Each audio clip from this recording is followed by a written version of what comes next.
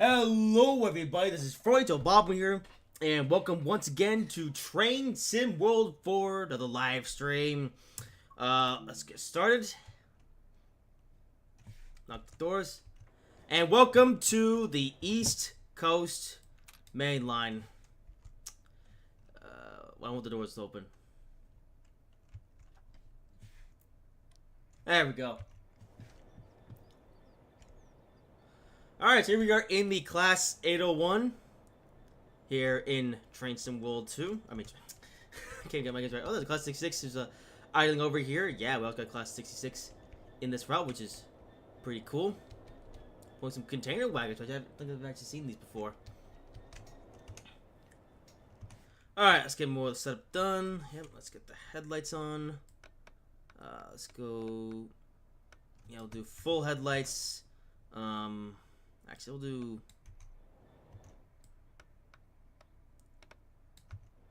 Let's go with marker lights. Those want to look the best, and everything else should be good to go. All right.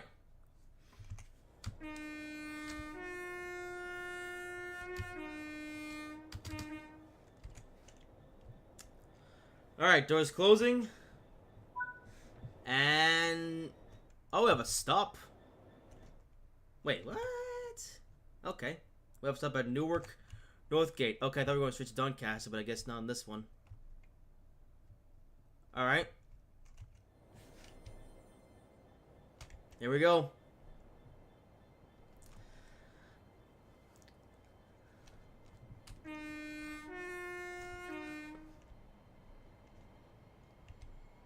So you're departing Peterborough.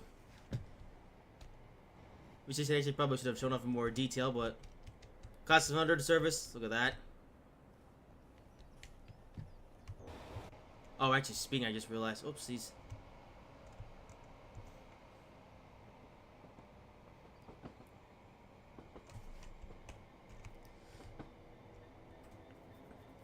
Okay, maybe I need to stop doing these streams where I just start immediately and the thing goes. I should probably have more of a bit where I'm actually at the station showing everything.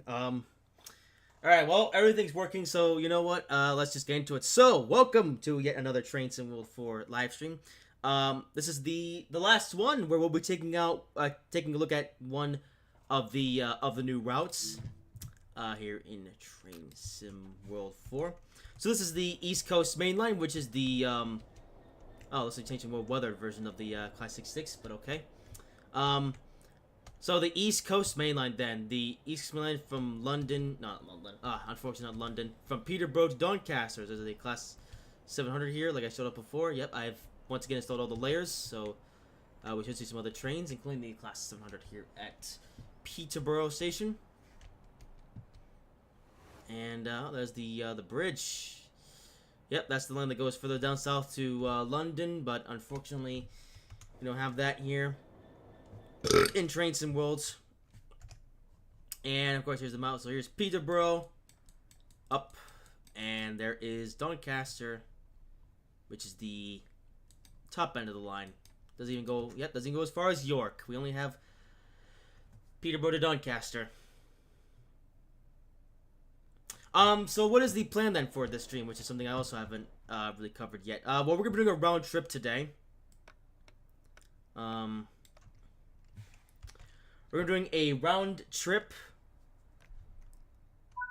in the Class 800 and then the Flying Scotsman. So we're gonna give it a chance to drive both today. Okay, this one does not break the speed limit and stuff.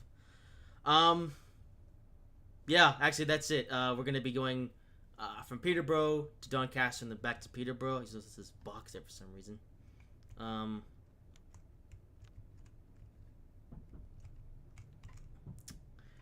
Yeah. Oh, there's another tree of Class 66s there.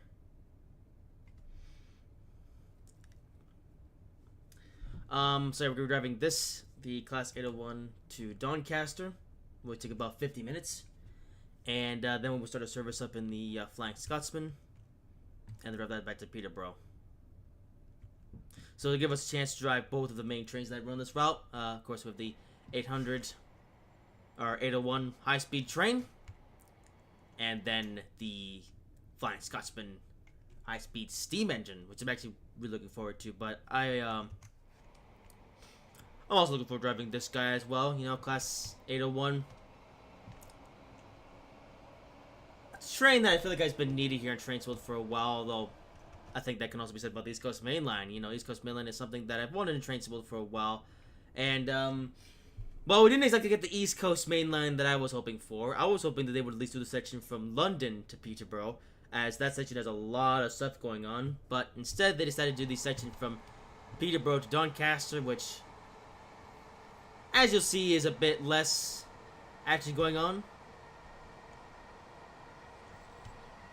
But, oh well, still high speed. A lot of freight stuff I've noticed. Oh, stuttering. Yeah, there's another Class 66 freighter.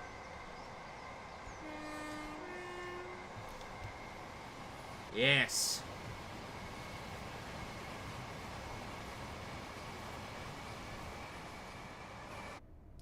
Also, one thing I also have actually noticed from watching back on the previous Trains and World 4 streams I've done is that there's the frame rate isn't the smoothest. Unfortunately, that's more to do with the game than my system or anything, because first of all, I'm running this on like a very high-powered gaming computer, which has, you know, very high graphical capabilities. It seems to already be coming up to a yellow. Why are we at a yellow already? We just started. I don't know. That's more, like I said, that's more to do with like bad optimizations of the game, though. Unfortunately,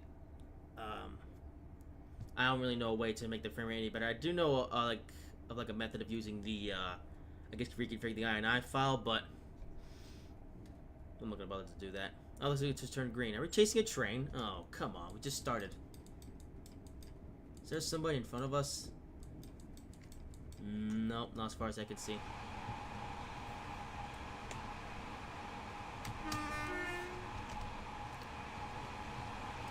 Alright, in case you're wondering if there's anyone who's going to be on here, it's just going to be me for today.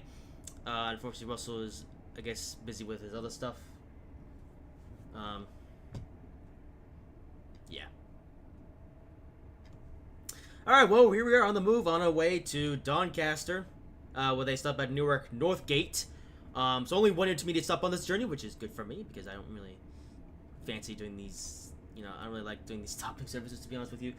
Also, you know, a bit of a nice break from the Vorarlberg and the Antwerp line, because the Vorarlberg line, you know, that one is constantly stop start, and the Antwerp line is also kind of stop start, but you know, you also got a lot of dragging in the middle. So let's drive a high speed route, which is my favorite type of route. Always get excited for the releases of new high speed routes. And the 801, no less.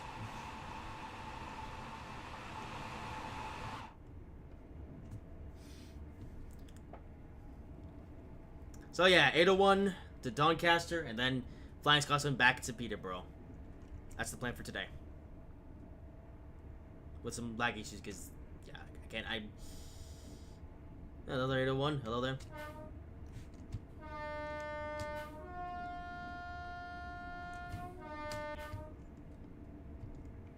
Pretty good interior sounds. I think some of these sounds for this train might have come from Armstrong Powerhouse. Plus Dovetail actually bothering to get their own recordings, which is interesting.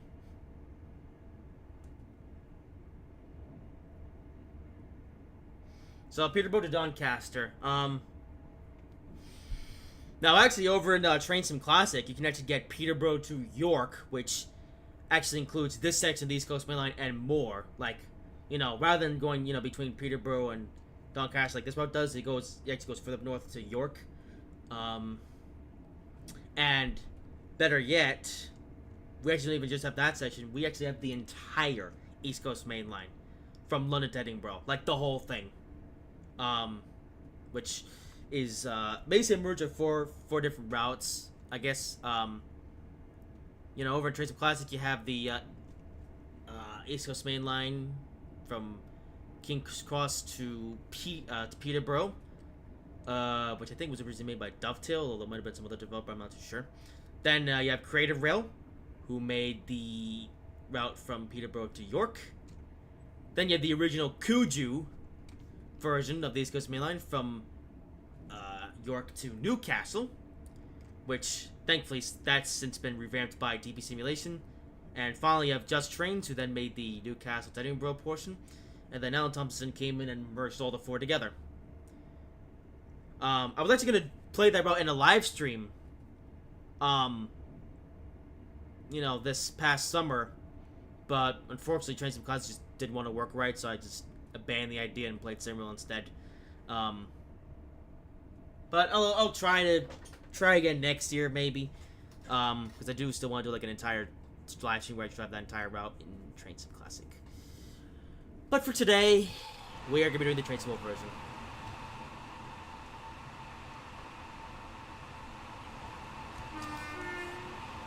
Well, not much to say actually so far. We're just kind of in the middle of nowhere. I have seen some reviews, well not really reviews, but just some comments from other people saying this route's a bit of a snooze fest. I'm not a fan of the optimization. He's like, look at this lag and stuttering. Yeah, that is like I said, that's not my system or anything. That's just how the game is. Like I said, I'm playing this on a very, very high-powered computer, and, it's just unacceptable.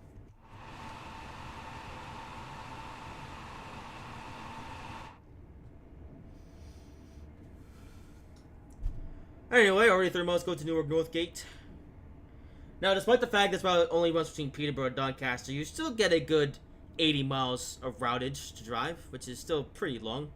I think Dovetail actually touted this as like the longest British route ever for Train Sim World, which technically isn't true, because because here in Train Sim World, the longest route in terms of route mileage is actually the Southeast has to be extended. Ooh, look at that! Got a 158 in London Midland. Look at that.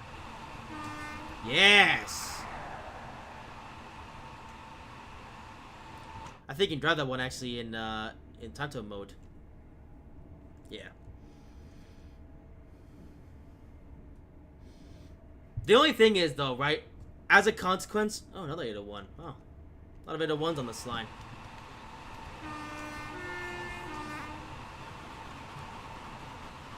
Alright, well, at least this route's already better than the Antelope Valley line. Because you actually get to go fast and you see other trains.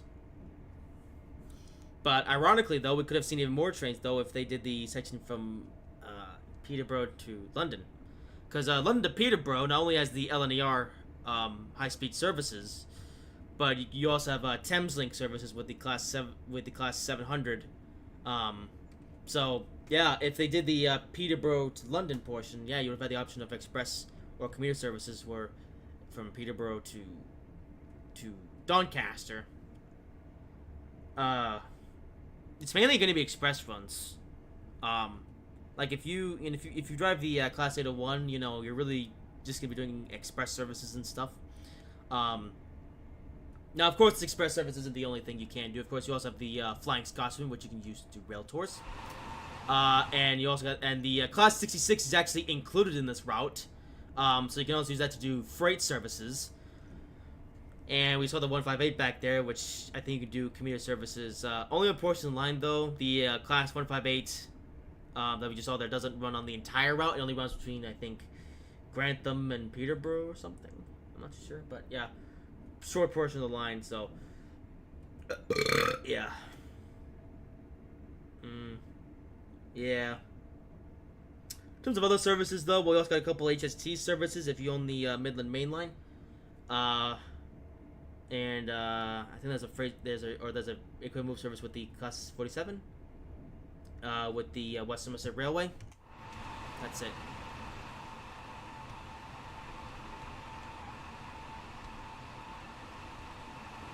Man, yeah, that's... Oh, there we go. Why is it stuttering this much? Even... I don't understand, because Train Sim World 3, like I said, Train Sim World 3 wasn't this bad. What is going on?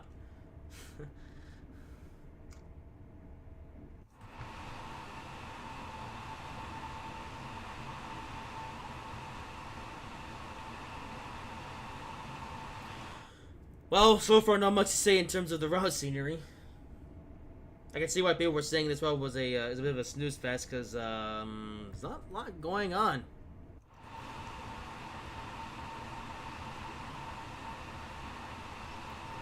Like, the section between Peterborough and Doncaster is just kind of in the middle of nowhere. No, actually, I haven't actually driven the Traceable Classic version in a while, though. Although, years ago, okay, well, maybe not years, but a long time ago, back in 2019, I actually did a live stream on the Creative Rail Peterborough to New York route. So, I've driven that on a while, though. We'll see, though. But yeah, yeah, I guess a bit of a plug. I have indeed played the Creative Rail. What was it called? Yeah, Creative Rail York to Peterborough route. I played that on a live stream back in early 2019 when I got in the winter sale. I'm not sure if I've done a live stream on that route since. I don't think I have, actually. I think I actually was gonna do one, funnily enough, though, with the Mallard. But then the stream just got all messed up and everything, and just for some reason I bothered to revisit that. So maybe one day I'll come back to the Creative Rail York to Peterborough route. We'll see. Yeah, look at all these stutters. That's, yeah, come on. Yeah, that's not, in case that's not your stream. That's just how the game is.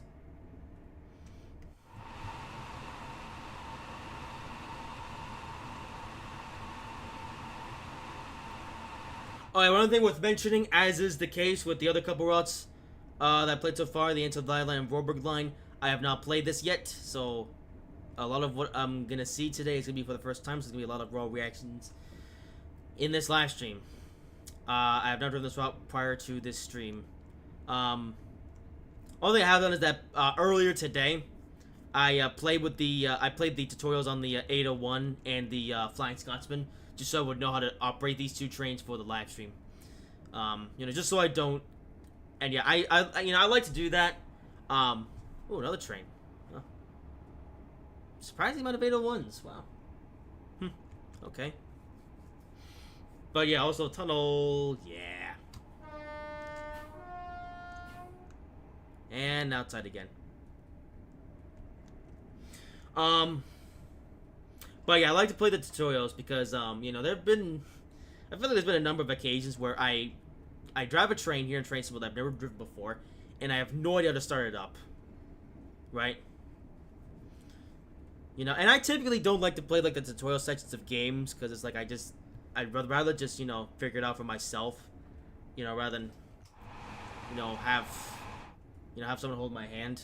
But for Train Sim World, some trains are just so complicated to start up. That I wound up having to play the tutorials, because once I get into the cab, I have absolutely no idea what I'm even doing. So I play the tutorial, figure everything out, and then I can actually go into the stream already knowing what I'm doing. And and actually both the 801 and Flying Scotsman are actually pretty easy to start up. Like, there's not like a complex startup procedure or anything with either of them. Like with this one, you just kind of just put in the master key, set the reverser, set the lights, and then that's it. You can go. And as we're gonna see with the Flying Scotsman later, that's also actually pretty simple to start up. So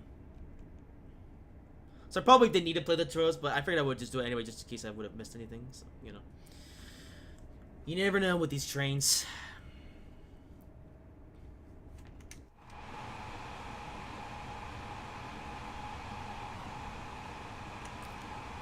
Well, I've already been on the move for quite a while, and I haven't seen a single station since Peterborough.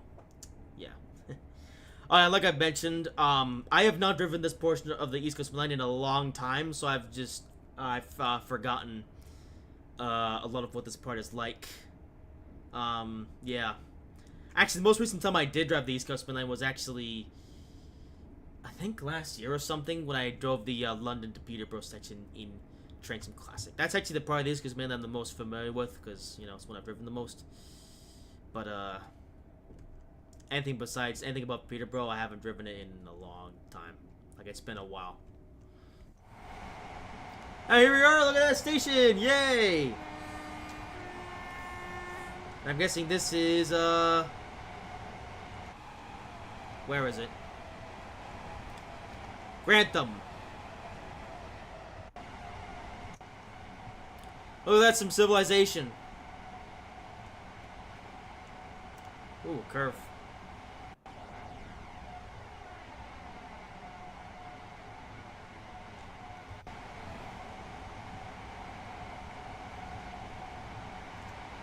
And back up to 125.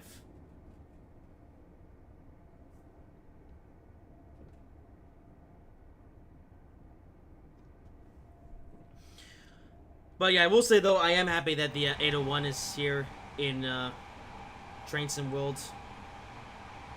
I just love the way it looks. You know, I've always been a fan of modern day high-speed trains. And this one just looks cool. Like this, I mean, it's definitely a high-speed train, you know?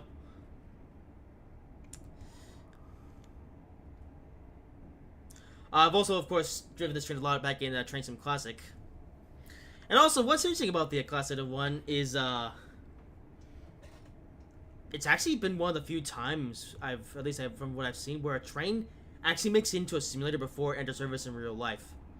Like, I guess the Class 801s, at least on the East Coast Mainline, they didn't enter service all the way until late 2019. But you could drive this train on the East Coast Mainline over in Train Sim Classic as early as late 2014 with the release of Train Sim 2015. Which, fun fact, was actually the iteration of Train Sim that I got into. Yeah, which also happened at the Southern Express with the Northeast Corridor New York to New Haven route. I don't do this train that much recently, though. Actually, not too long ago, this train in Train Sim Classic actually got an Option Prowess enhancement pack. I haven't played with this train since that enhancement pack came out. I've always just played with it with the default sounds. That's it. But I like the Class 801, and I'm happy it's here in Train Sim World. Now but I wish I had a route to drive it on, though, that was a bit less boring. I mean, at the very least, though, this is a route where you can use the maximum capabilities of this train. You know, this is a high-speed train after all, and this route does play into this train's strengths. As we've been traveling at 125 for quite a long time, actually. We only had to slow down a little bit for the Grantham curves, but otherwise, it's just been full speed ahead ever since Peterborough. And we're already halfway along the route, too. Well, no, we're not halfway. We're gonna be halfway soon, though. Actually, Newark is, Newark is basically dead center. Huh. This went by pretty fast. I've only been driving for about 20 minutes. According to the timetable, apparently we're supposed to get there at 15:44. I think we're gonna get there a lot sooner than that.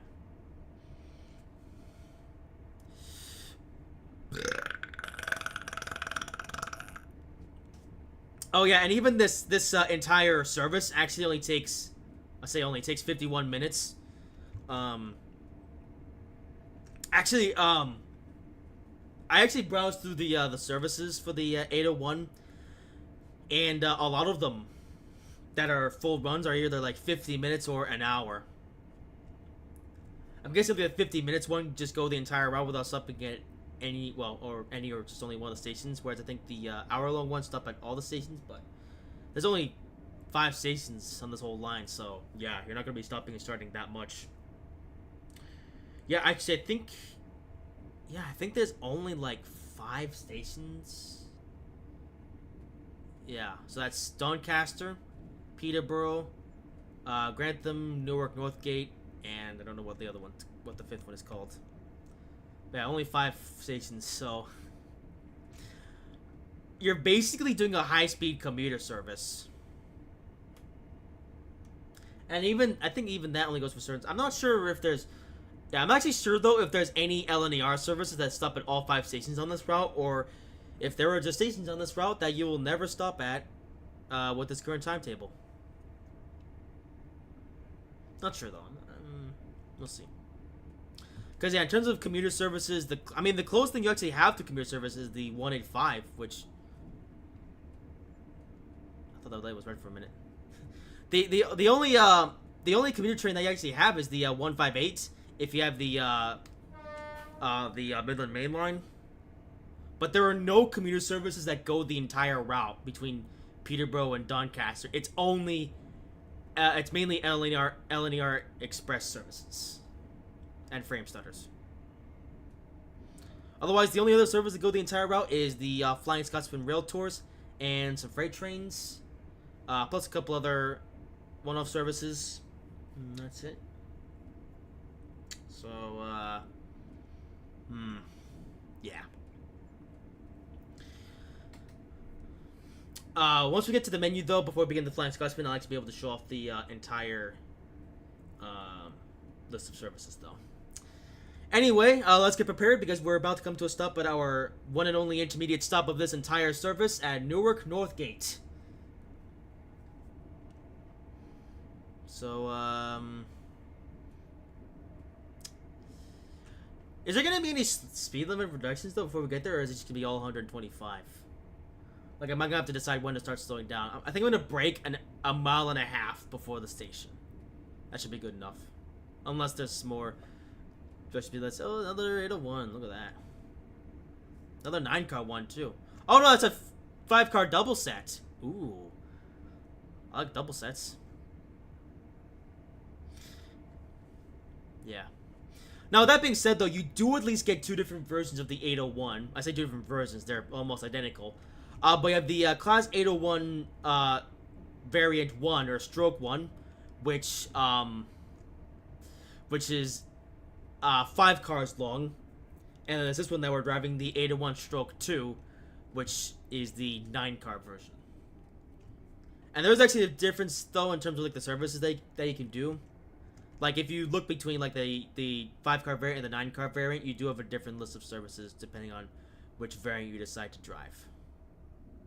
And yeah, I guess this entire section into Newark Northgate is just gonna be 125. So yeah, another one. Well, hey, at least you get a lot of 801 service or 801 trains. Another one. Yeah.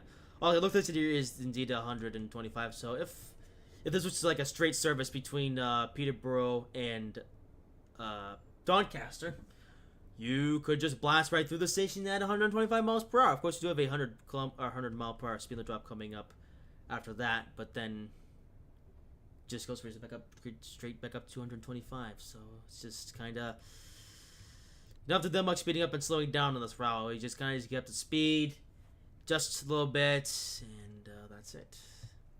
And yeah, look at that. We're now here at Newark Northgate 2 minutes ahead of schedule.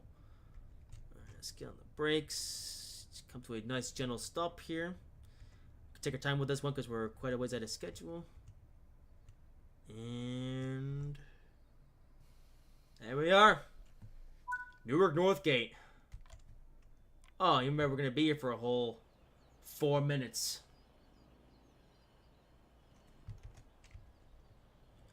We have another train, which I believe is the, yep, that's the 5-car variant, and, oh, there's another one sitting, yeah, this one's sitting in the siding. So this here is the 801 variant 1. Hang on, there we go, yeah. Oh no, this is the variant 2? Wait, what version am I driving? Oh, wait, what? Okay, that's weird. Okay, I don't know, but yeah, you have your 5-car variant, which is this one, and then you have the 9-car variant, which is the one that we're driving. And I decided to do a 9-car variant, by the way, because I just think the 9-car version is cooler.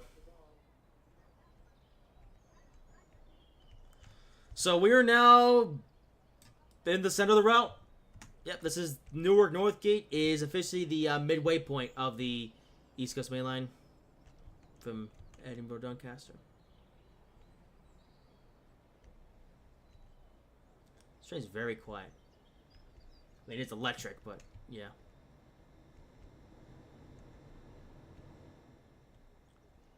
It's a very quiet station, actually. A lot of birds chirping.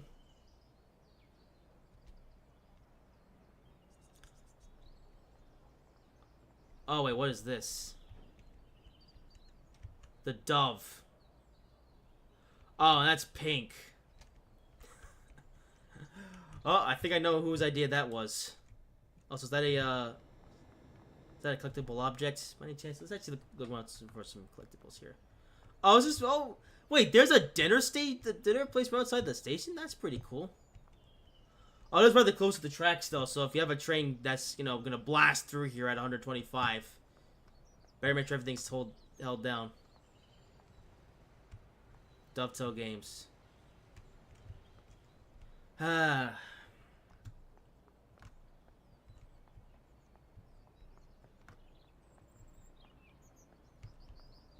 Can we at least have tried to get some, real life, real life ad companies, or at least make up their own fictional ones that are believable? So just have dovetail everywhere. Oh, it's oh, that's DGTV. Get it? As opposed to DTGV. Oh, wait, yeah, because get it? DGTV. Get it? Because otherwise it would make no sense.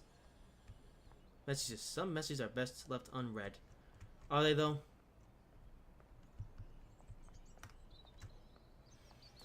Cool station, though. I like it. There's a yellow one. Alright, I better run back to the train.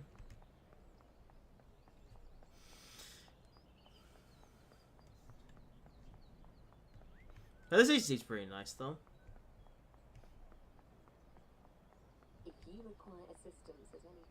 I like this, though, the fact that there's a little dining place right outside the station building.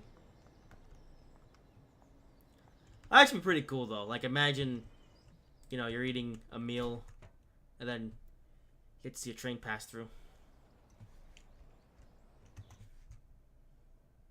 Anyways, and close the doors. Game and Doncaster. So what happens when we do full speed? So we can go all the way up to 125.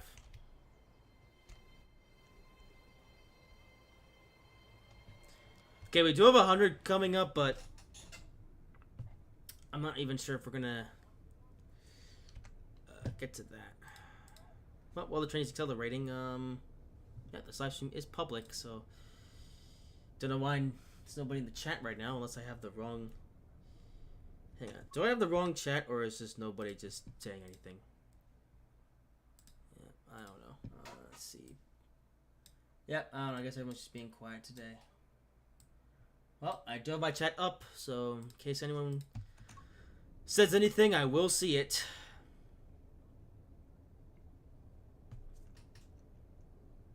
So, 33 miles go to Doncaster, then. So, 33 miles to Doncaster, which is interesting. But yeah, so... Oh, yeah, I think I actually lost track of what I was talking about earlier. So, Dovetail actually said that this was the... Diamond Crossing. This was the longest British route in train sim world, which technically isn't true, because the longest one is actually the Southeastern High-Speed Extended route. Wait, this 100 was literally just for this bridge? Wow. But yeah, longest... Okay, so, here's the thing. The longest British route here in Train Sim World, in terms of route mileage, is the Southeastern High-Speed route, which is 90 miles. Now, granted, the Southeastern High-Speed Extended route, while being 90 miles long, you can't actually drive all those 90 miles in one go. Like, it's only, I think it's like only 50 miles, depending on which portion you drive, whether it's either London to Faversham or Ashford. So technically, the East Coast Mainline here in Train Sim World is the longest end-to-end British route. Okay, longest end-to-end route. So this is the longest British route that you can drive from one station to another at 80 miles long. Whereas the Southeast Night Speed route is 90 miles long, but not end to end. Yeah. But hey, unlike the Antelope Valley line, where you're going at the pace of a snail, here, the 80 miles actually goes by pretty fast. Like, the Antelope Valley line, I think, is like 76 miles, so it's close to 80 miles. But the Antelope Valley line, it feels like it's 1,000 miles long because you're driving so slow. Whereas this, you know, it's 80 miles, but those 80 miles goes by a lot faster because you're traveling a lot faster. Because, you know, we've been able to do 125 for most of this journey.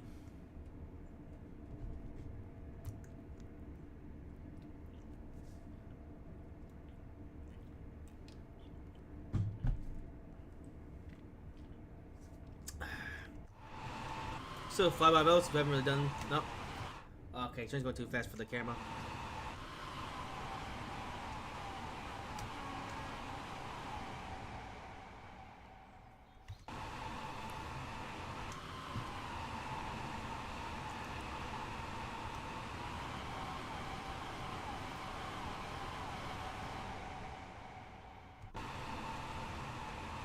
Yeah, we're back to a 4-track section. That's interesting.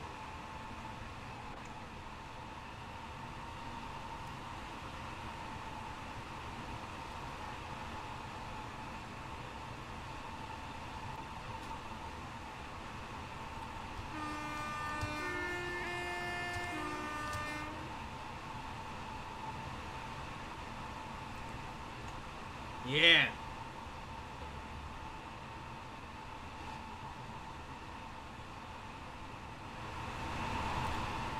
Hey, ambient noise. Don't hear that much.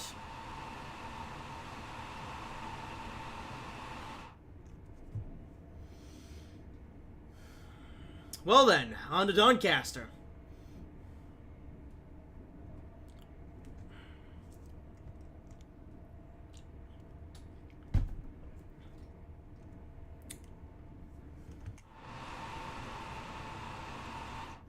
I will say this though, I'm already liking this route more than the other two, despite that this route is, you know, doesn't have that much scenery. Oh, we're crossing. Ooh, HST! Look at that! Yeah. Huh, didn't expect to see that, but there you go, HST service if you got the Midland Mainline. But yeah, like I've done for the two routes, took me a while to say this, but yeah, I have installed all the layers that you would see. So I believe for this route, so that would be the Midland Main Line. If you own that, you can actually drive both the 158 and HST on this route. If you also get the rail treatment train, actually, I'm gonna show that once we get to the to the main menu. But yeah, decent amount of service on this route. But yeah, I'm more liking this one more than the other two because the Vorberg line, it's not really my thing.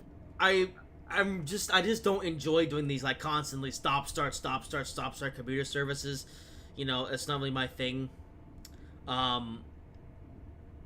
Like even the express services on that route are just, you know, they still stop at a lot of stations, so you know, I just kind of get bored of it after a while.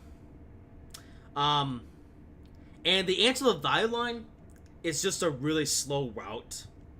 Like, you're driving at such a slow pace on the route, and you don't even see that much in terms of other rail traffic. You know, so that one just gets kind of boring. Now, this route here, East Coast Mainline, this one you do at least get to see other rail traffic. You know, we've actually seen a lot of trains already.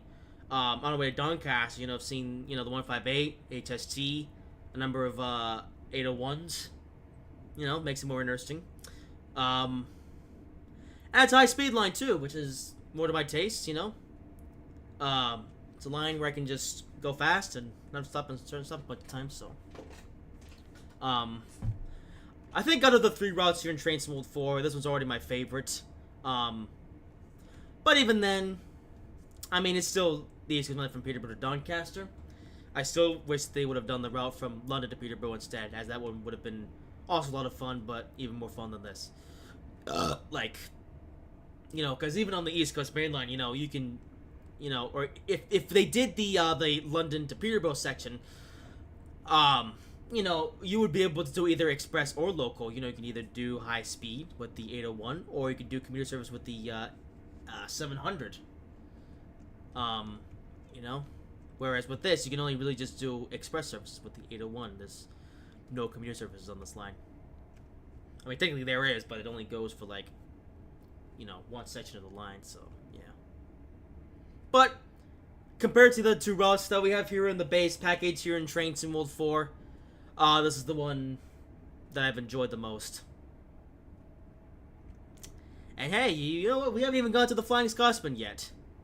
So that part I'm actually really looking forward to. Driving a high-speed steam engine.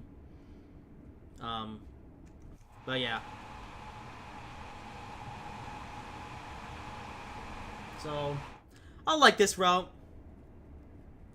Like I said, I wish they would have done London to Peterborough, but Peterborough Doncaster, it's okay. It's alright. At least it's not boring, although I guess it depends on what you find to be boring. Maybe you would find, like, just high-speed driving like this to be pretty boring, and I can understand why, but for me at least, I enjoyed driving high-speed trains, so this route definitely appeals to me.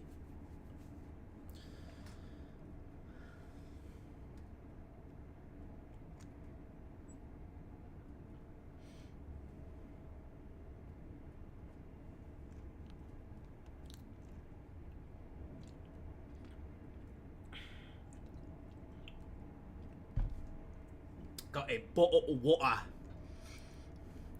with me, just so I don't get thirsty. Yeah. Do you say water or water?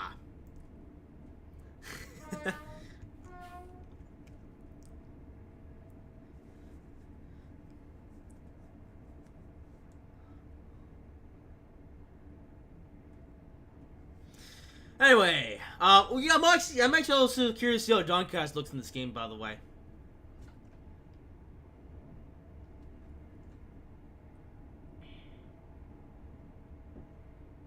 I've actually seen Doncaster in multiple routes, by the way, here in, or not here, but over in Train Plaza. Also, we're actually, another station.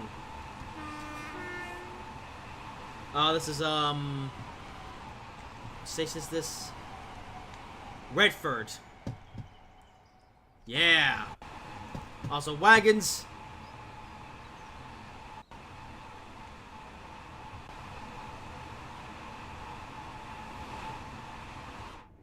But I'm never interested to see how Doncaster, because I've actually seen Doncaster now, like, a rendition of it 3 different times in Train Sim Classic. So you have the original Doncaster Works route, from years ago, which you long-term Train Sim players might know about. Then there's the Doncaster and the Creative Rail. There you go, one. Yeah, Doncaster and the Creative Rail York to Peterborough route. And there was also a version of Doncaster in a yeah, in case you didn't know, there's actually yeah, so I guess one thing I actually forgot to mention is that over in Train Sim Classic, did you know that there's also a Steam era version of the East Coast Mainline from London to York? Yeah.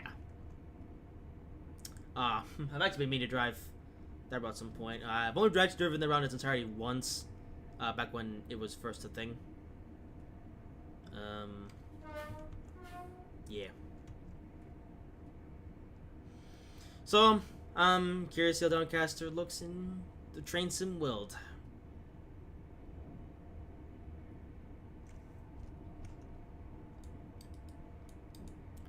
Can't believe the route's going by this fast, though. Wow. Angel Valley line, that took forever to traverse that entire route, and even the Voberg line took its time with the amount of times that it come to a stop. Driving this, it's taken me, nearly an hour, but it hasn't felt like an hour. It's felt a lot quicker than that. Maybe that's just me because I really enjoy these high-speed trains.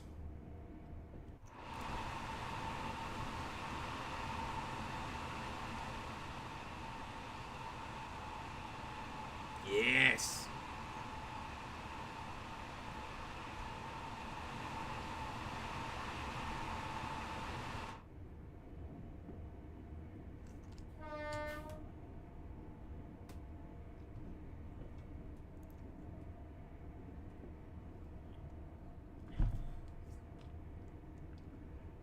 So yeah, I like this route.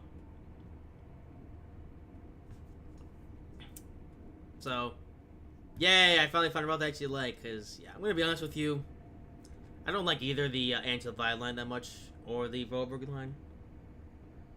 Oh, I think that's done just more down to my tastes, though. Like in terms of like, I guess where I rate this route objectively. I don't know actually. Oh,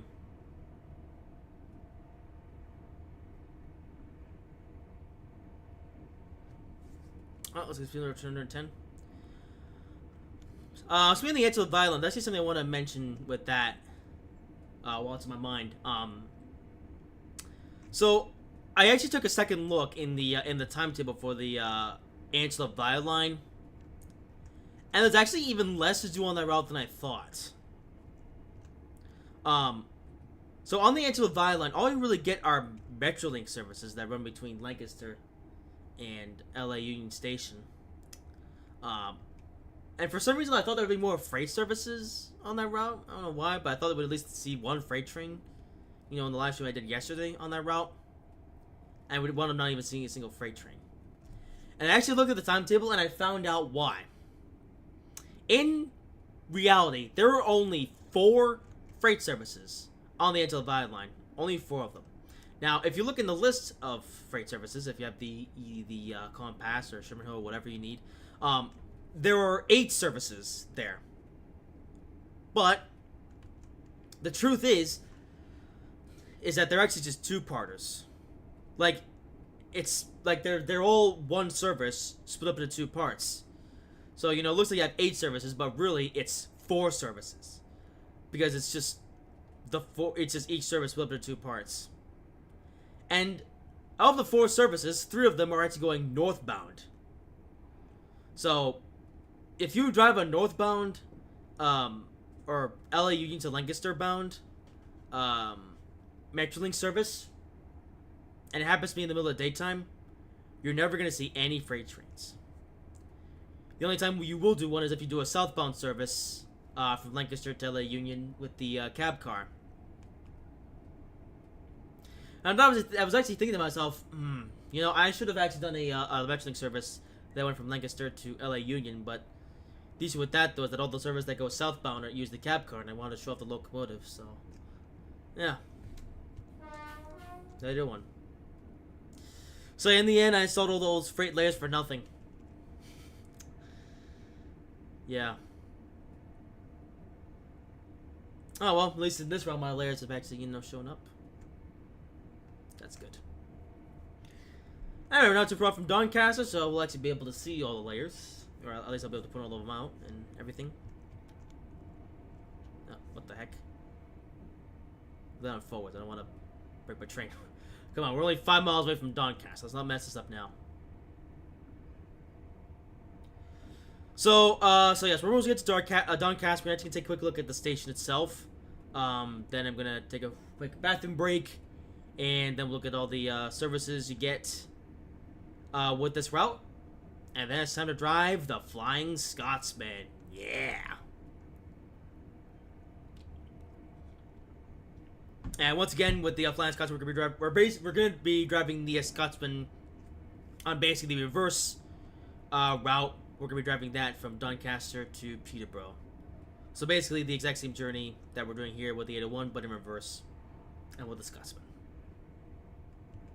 But yeah, I'm actually looking forward to that, like I said, because I'm actually really happy that the Flying Scotsman is here in Trains and Will, because I've always wanted like a high-speed steam engine. You know, I mean, the closest thing we actually had to high-speed steam engine before was the Jubilee class, and I mean, that would go pretty fast, but only so fast before, you know. And then the steam pressure as well, that was a big issue. But I think the most annoying thing was the elevation change. Like, I don't know what was up with the Jubilee, but it just sucked at climbing hills. Like, I actually downloaded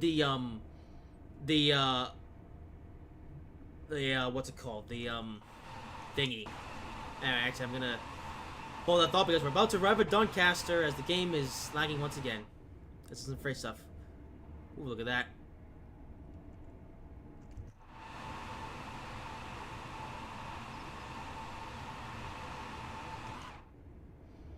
A lot of freight layers in this route, which is nice.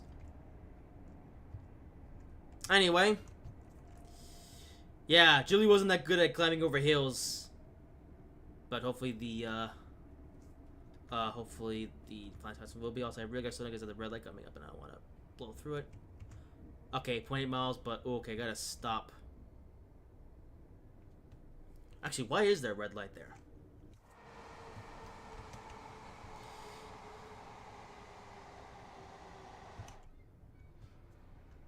Anyway, yeah, better focus on what I'm doing and not talk about random stuff. Because it looks like we're not going to be able to enter Doncaster just yet.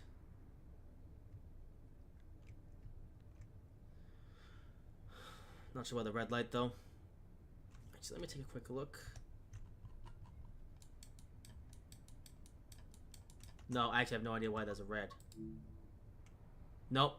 And even the, whatchamacallit saying, pull up the signal and wait. I guess I'll do as I'm told.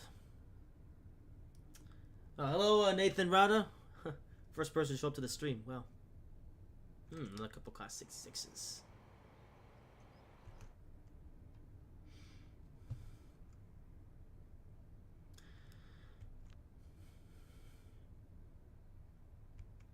It just turned yellow. Okay.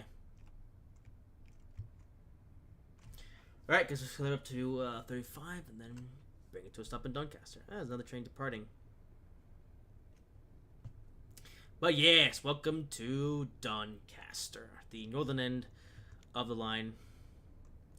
Can't go all the way to York because this game. Oh, those are some HST coaches. Oh, there's some really fun stuff in this yard. Actually, I can't wait to look at this.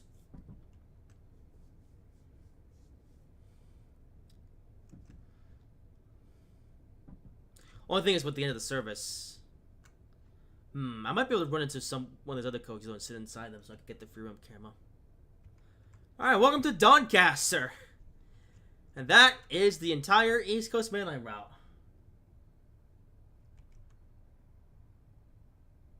Takes 51 minutes to complete if you're driving the 801.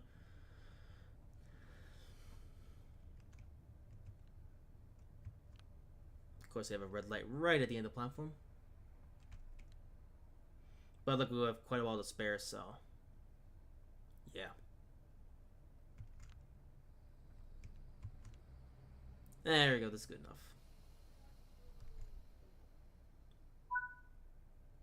And here we are.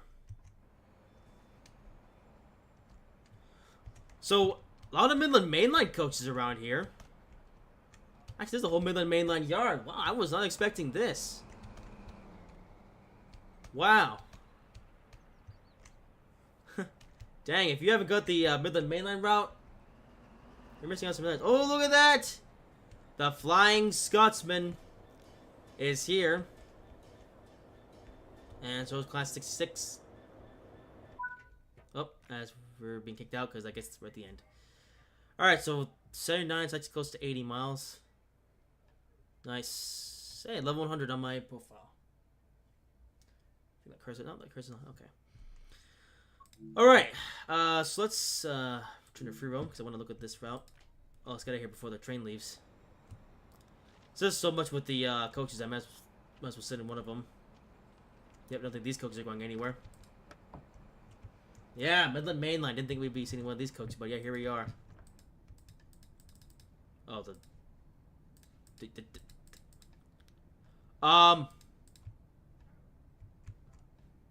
I've been trapped. Oh.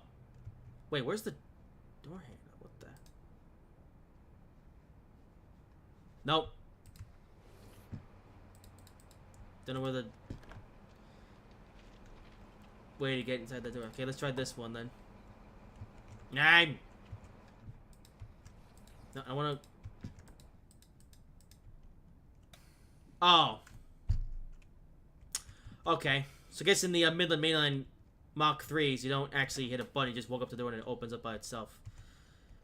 Okay. So, Doncaster and Train Sim World.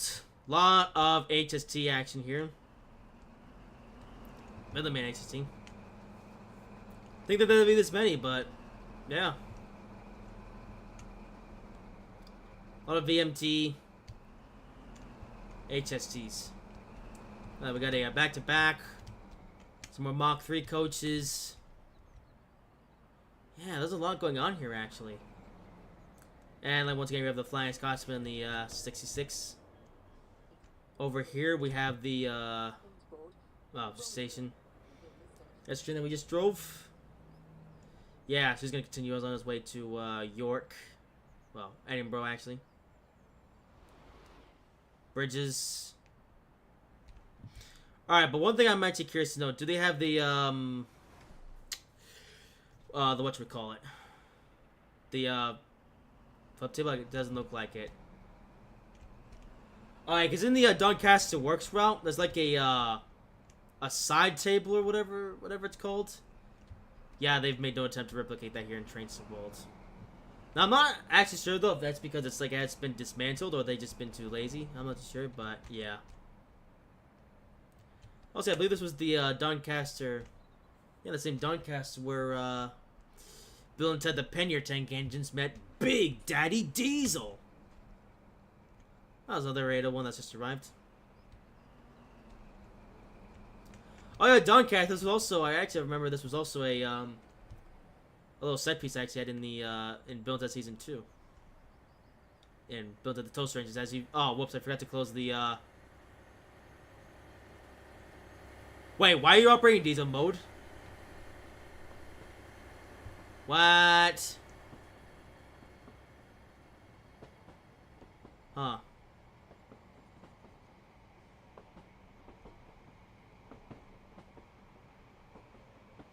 Alright, well, see you later, Mr. 801.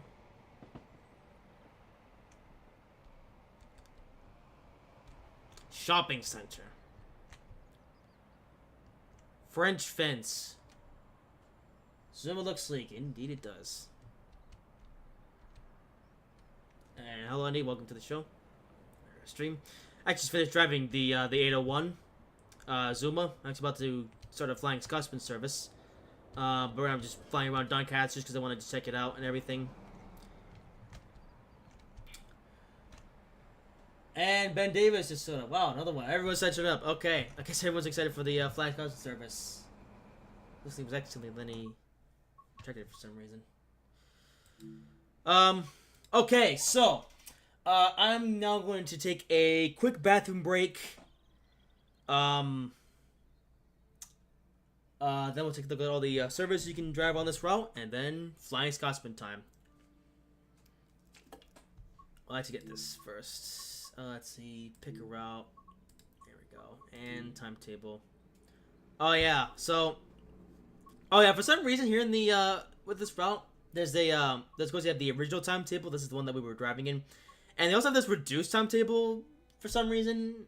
I don't know why they have a reduced timetable when just do the better one. I don't know. It's so weird. Okay, bathroom break time for me, and then we'll continue.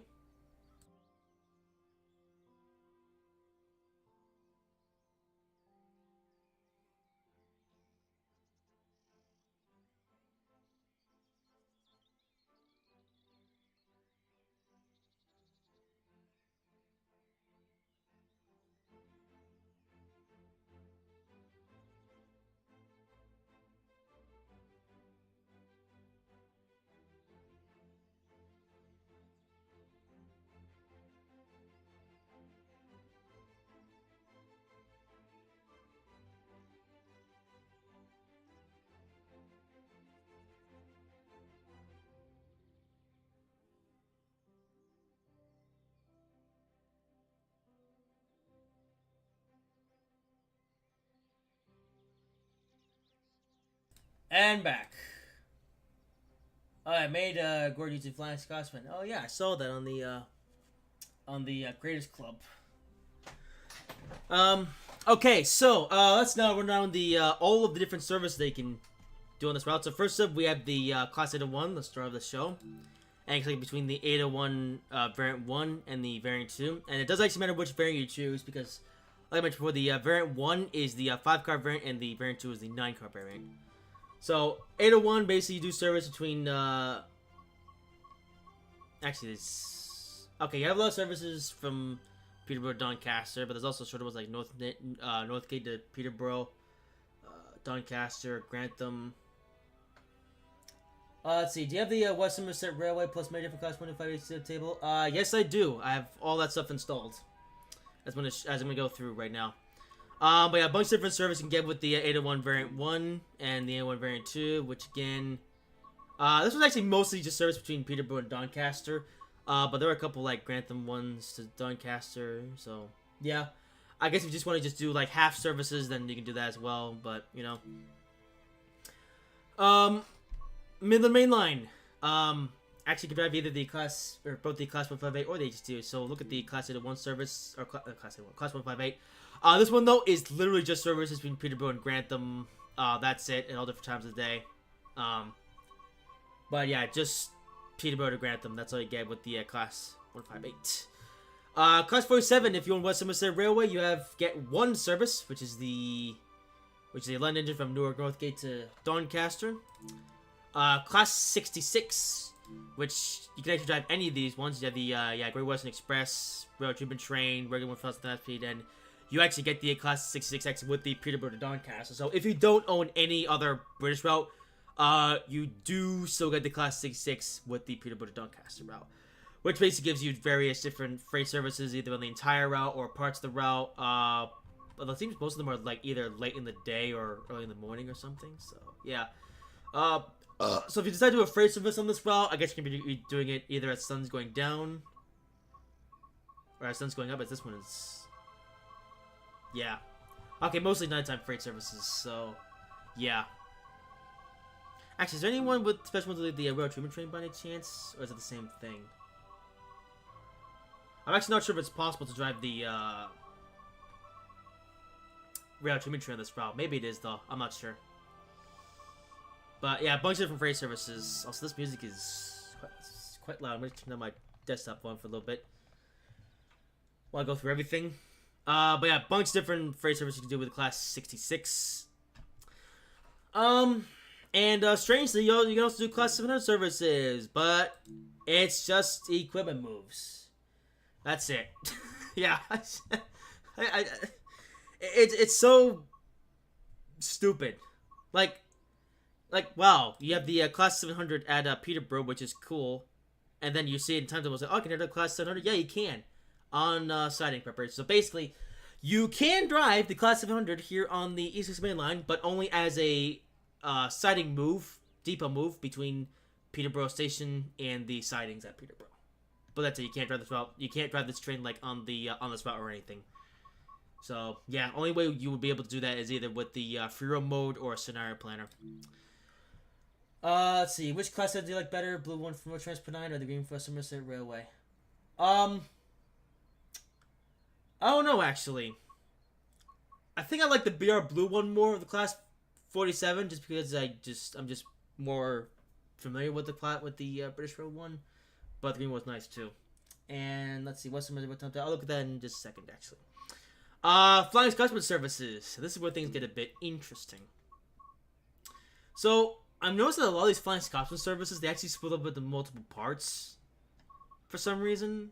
I don't know why, and there's actually not that many. I think there's like 18 of the Flying Scotsman service. But yeah, this is all you get with the Flying Scotsman, and actually a lot of it's multi-part services. Now the service that we're going to be doing actually is going to be one long service. I think it's the I don't remember. I wrote it down though. But yeah, here's all the services you get with the Flying Scotsman. And finally, this one's a bit weird because for some reason they have the thumbnail which has the high-speed train Great Western Express version, but actually it's the high-speed one East Midland trains with the Midland Mainline. And for that one, you guys can go. I think that's actually the one that we saw actually on our way to Doncaster. I'm not too sure though. But yeah, if you own the Midland Main Line, you can also do a couple services with the HST. You have a two-part service, which is the where you can drive it from, I guess, from Doncaster to Peterborough. And there's also a late night service from Peterborough to Doncaster, which takes a whole 2 hours, which is interesting. I'm not sure why it takes 2 hours to do that, but I guess I'll have to look into that some other time. And that is all. That is everything. That's all the timetables you got here in the East Coast Mainline. So I guess we'll now take a look at the West Somerset Railway real quick. Let's see, where is it? Here it is, West Somerset. So we like to get a variety of different trains you can drive. It's probably like the Diesel Gala if you own various different, various different classic British Rail add-ons. Which I actually installed these just because I was planning on driving some of these in the Furo mode. But I just haven't gotten around to that yet. But yeah, a lot of different kind of stuff you get here. And I think the main one is like the class... Actually, what is the main train? Is it the class 33? Or no, class 47. Yeah, they have this like the Diesel Gala thing where you can either do equipment moves or you can drive the entire route and stuff. A lot of different stuff. Let's see, what do you think of the Holiday Express Runaway Elf route? I haven't actually played that one yet. I do have it installed. But I haven't actually played with it yet because, I'm gonna save it for this Christmas, actually. This Christmas, I'm not sure whether Christmas Day or Christmas Eve or some other thing. I actually do plan on playing the Holiday Express route as a live stream. Although I did briefly drive on this route when it first came out last December, and it's cool. Although not quite as cool as the Holiday Express route from Train Sim Classic. Yeah, Train Sim Classic, I like that one more though because it goes you have like a bunch of elevation change, but this one's just a flat layout. So yeah, still cool though, and I'm definitely looking forward to live streaming this on Christmas 2023. Anyway, let's get back to the East Coast Mainline, shall we? Because it is time. Wait, 2 services. Oh right, because it counts for this one. It's kind of stupid. All right, let's turn the game volume back up again. Flying Scotsman time. Let's do this. So, service we're doing for today is the 1Z56. Let's type that in. 1Z56. This one here, which is a full service, hour and a half. Let's see, change this to that. Let's see, 5th of July.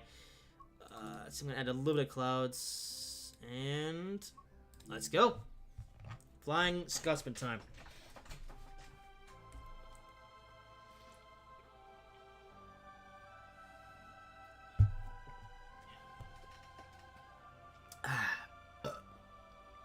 I'll get a couple of screenshots here in this little intro bit. Alright, here we go. And we're starting over here. I'm going to open up the doors. And let's we're pulling Mach 2s.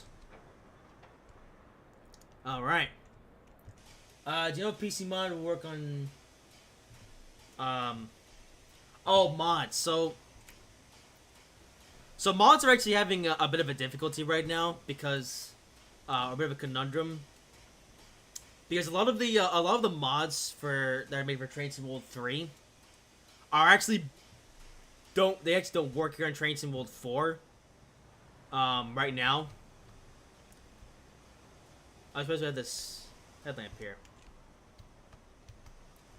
But yeah, mods are currently actually broken right now for Train Sim World 4. Oh, so that's pretty cool. That's a high-intensity lamp. Oh, that's cool. They're different headlamp settings. I'm gonna have these ones on because they actually blend pretty well with the foot plate. Or this thing, you know? Oh, what's the timetable? Okay, we'll stop at Clay, pull up Padgett Loop, and then Peterborough. Okay.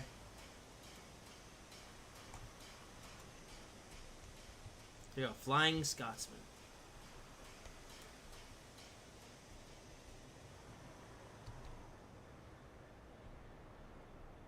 But yeah, PC mods currently a bit broken for Train Sim World 4. So I was trying to get around to fixing them, but right now, yeah, they don't work. I actually tried to reinstall the solo mod, solo horn mod, when I first got into Train Sim World 4, and it crashed the game. So yay. Okay, oh, it's about midway on the route. Okay. Alright, let's release the brakes. And, okay. Apply a bit of power. And here we go. Oh, come on. Go away. Why are we moving? Come on.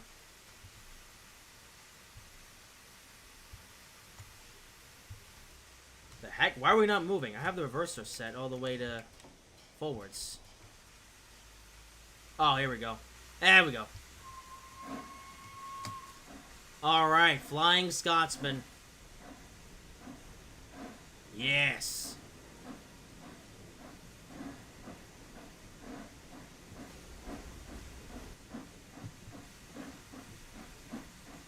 Okay, I'm gonna turn the game volume down just a little bit, just doesn't drown out my voice. Because these steam engines are quite loud. Aldo. Let's see, are you enjoying Train Sim World 4? I've been having some fun with the free roam mode. I forgot to close the cylinder hooks, and also should open up this.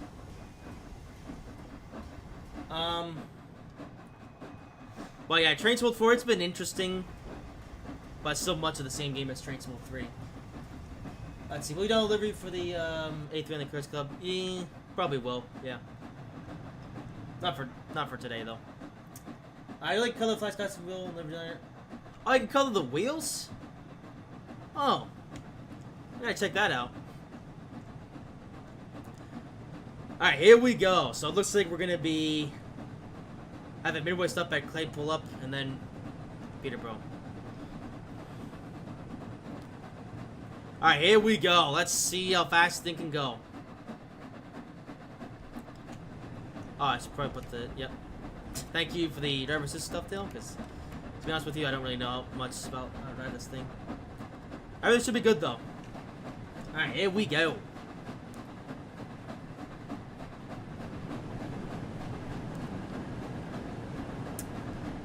Okay, I'm gonna... Do you remember putting the mini gear already? Okay.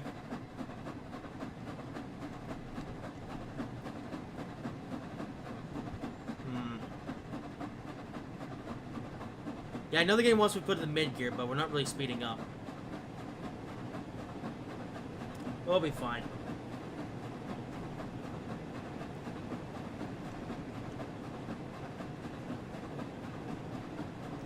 Okay, fine, I'll put in the mid gear.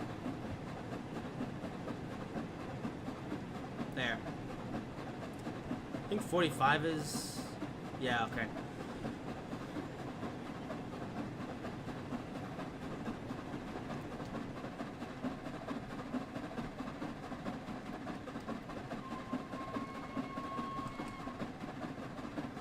Alright. And we're going to be allowed to go up to 100 miles per hour, right? Favorite British first with class 4 and class 37. Yeah, cool. I think my favorite British diesel would be the HST.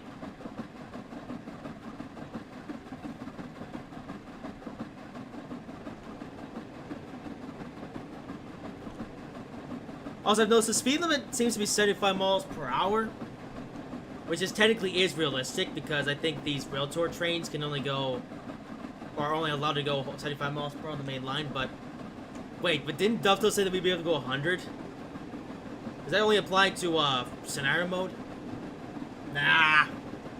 Okay, looks like we'll be ignoring the speed limit for today. We're gonna just make this thing go as fast as we can make it go.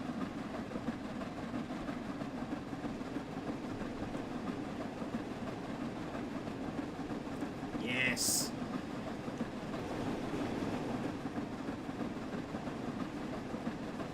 Yep, I'm gonna ignore the 75 limit. I know it's realistic, but it's a Flying Scotsman. This thing was designed for speed. Let's see, what do I think of the training center? Training center is cool. I was actually pretty excited about it when they first announced it for Train Sim World 3. You know, it was like a sandbox route. Okay, this is getting real. I'm gonna have to turn the game volume down again. This rep gonna be shouting. There we go. But yeah, Training Center. I was actually really excited about that when that was first announced for Train Sim World 3. And I do think that it's still pretty cool though that you have basically like a an off the rails free roam route. So Training Center is cool. I don't use it much these days though because, especially now with the now you can basically do free mode in any route. But it's still the route I come back to from time to time if I want to run like an experiment or something.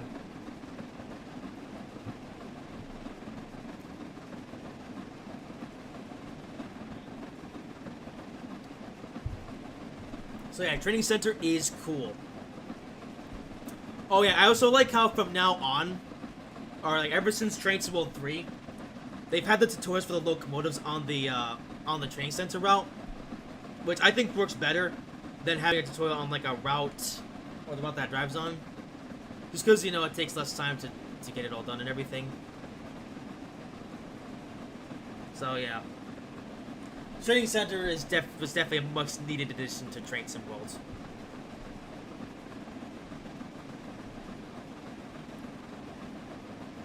Okay, well, Flying Scott's taking a little bit longer to pick up speed than I thought it would. Come on. Awa!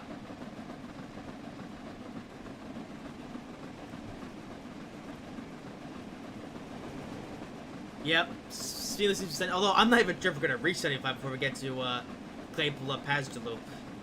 And why did you give me an intermediate stop? I was hoping we'd be able to go all the way to Peterborough, but nope. I guess we have to make an intermediate stop at Claypool because blah, blah, blah, blah, blah. I don't know. Alright, come on, speed. How many coaches are we pulling? Oh, we got a long train. Hang on, let's do a flyby. Just to see the whole thing. Oh, we got a level crossing here.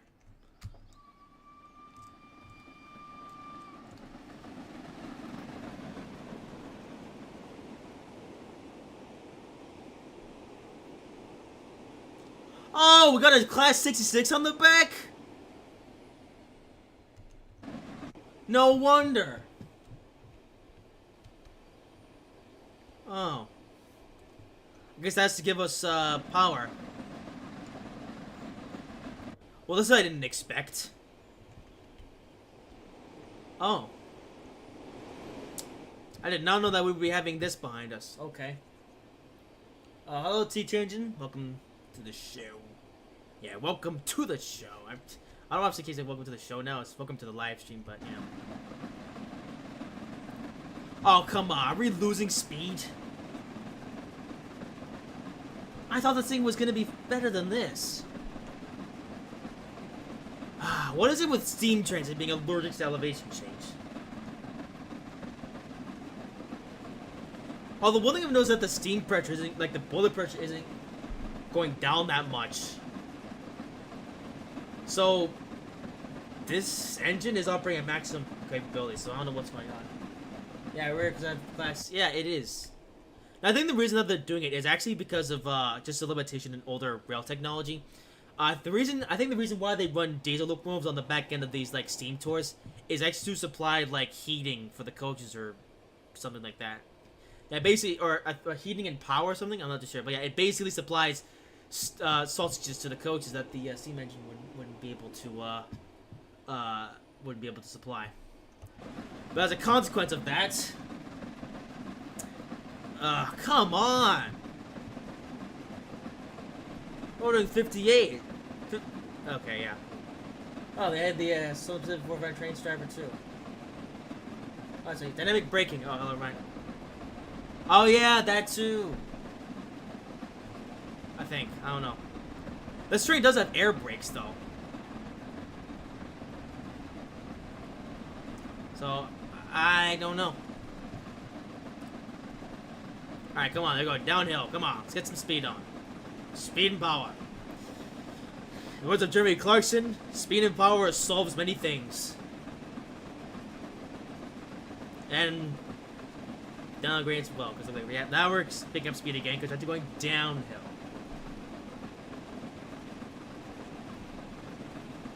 Alright, come on, Flying Scotsman. You must go fast. But yeah, I was hoping that the Flying Scotsman wouldn't be this affected by the gradients. And I guess it is.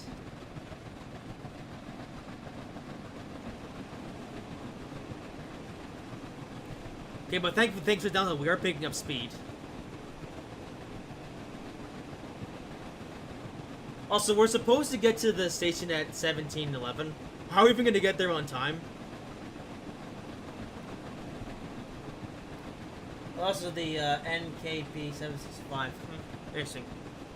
I'm going to look into that for a future video. Alright, come on, power! Actually, this weekend I've got a new Trains 3 video coming out, which will be looking at the newly released Port Saturn. So yeah, Trains 3 Port Saturn review coming out this Sunday.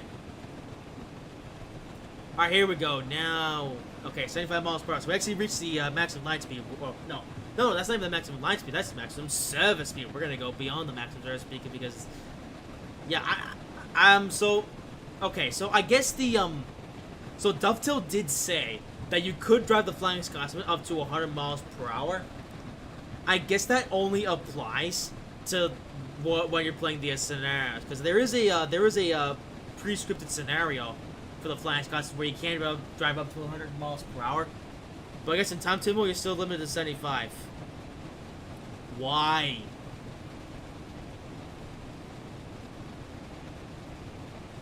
Okay, and I know that's realistic, but still, why? Why must we go slow? Some of the flybys, for the fun of it.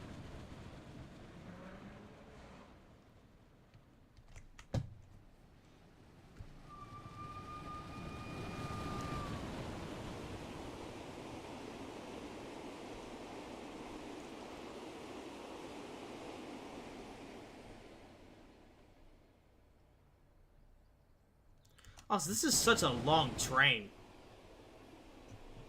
Like, it's no wonder we're struggling to get up to speed. We got so much weight to pull. We got a whole locomotive here, and then like 10 coaches. How many coaches are there? Let's see. 1, 2, 3, 4, 5, 6, 7, 8, 9, 10, 11, 12, 13 coaches. So 13 coaches plus a whole diesel locomotive. No wonder. This thing is so much weight to pull.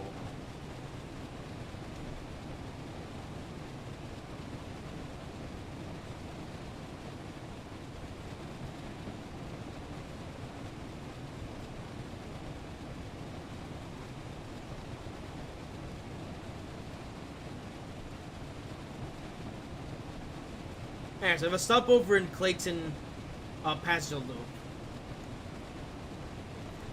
I'm guessing that's to let another train pass, or just to let people on off or something. I'm not too sure. So I see 9F and train symbol 4. You know what? I actually also really want a 9F and train symbol because that was the basis of Murdoch from Thomas and Friends, or Murder, as I like to call him.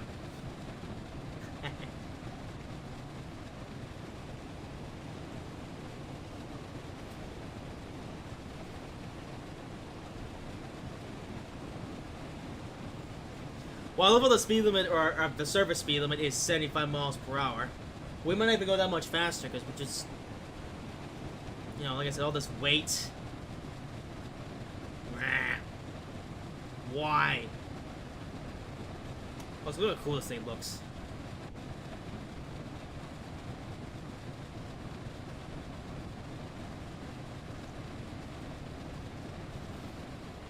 Actually, you know what other engine I really want to see in this game? I want to see the Mallard.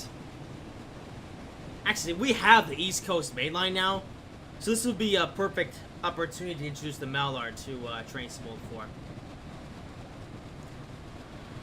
Oh, hello. There's a modern train. And yeah, I know the Mallard is no longer in service in real life. Well, hasn't been in service in years, because I think it's just as a stag play in the National Railway Museum, but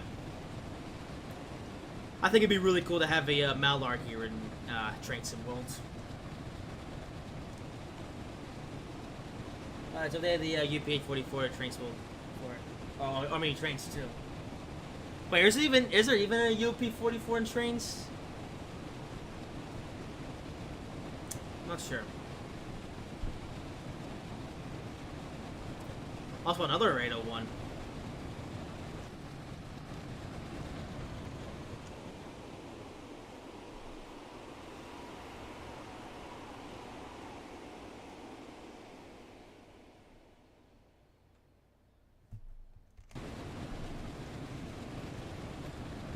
So I made the Roberg 4-2 into the transit delivery and over the local subdivision.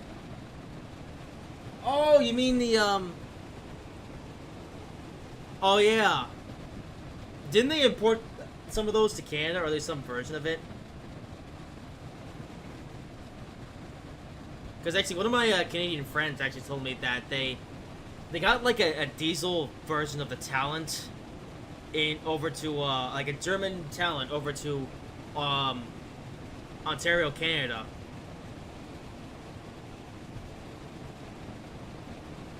That's actually a very interesting thing you've done there, Mr. Andy.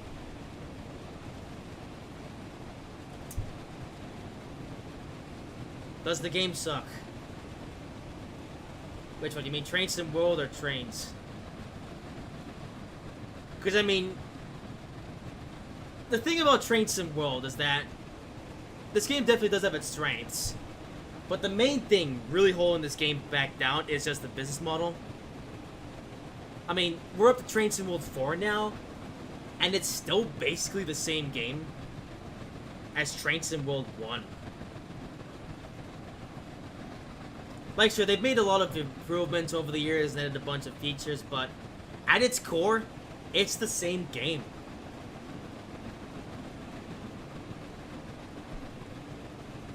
So, yeah. I guess Train Sim World does kind of suck. Just for the fact that Dovetail keep rehashing this game over and over again. Even though it's the same game.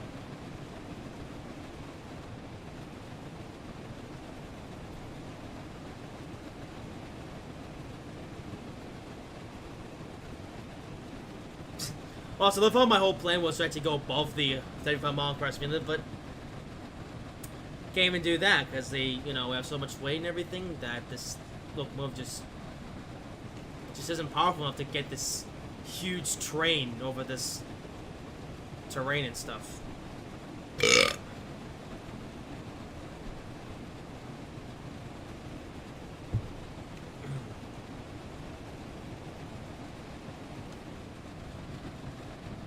So, I might actually go into freedom mode and actually just try this locomotive on its own without any coaches.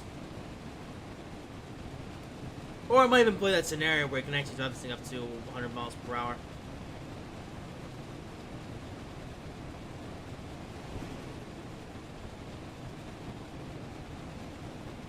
But yeah, time to mode. Good luck.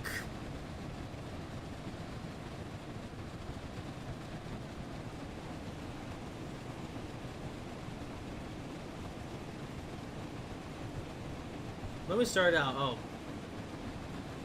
Wow, so 40 minutes. Or about half an hour. Let's see, what thoughts on the Oakville subdivision route?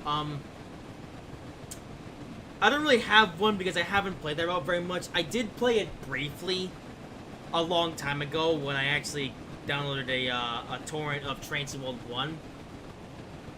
But I just kind of got bored with it after a while just because, freight routes aren't really my thing.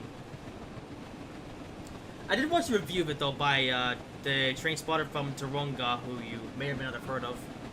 And you know, he says that the route is it has its problems and it could be better, but it's still interesting.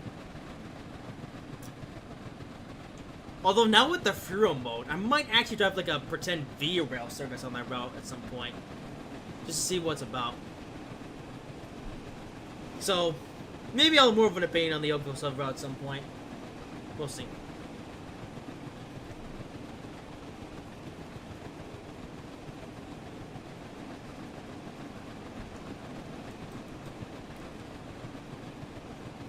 Oh, we're not even stopping at an actual station, I just noticed. Oh. So no, we're not even gonna be, I just realized we're not even gonna be stopping at a station in the middle of the service. We're just gonna be pulling over, I guess, to let a LNER Azuma go past.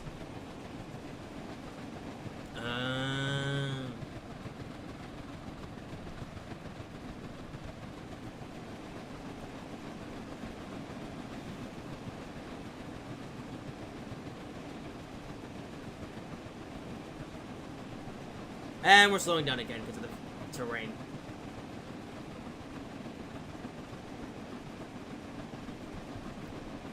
Another Azuma. Man, there's a lot of those on this route. Holy moly. I did paint the big bullet from the Peninsula Corridor and go translate and build my little subdivision. Oh yeah. Yeah, I might do that as well.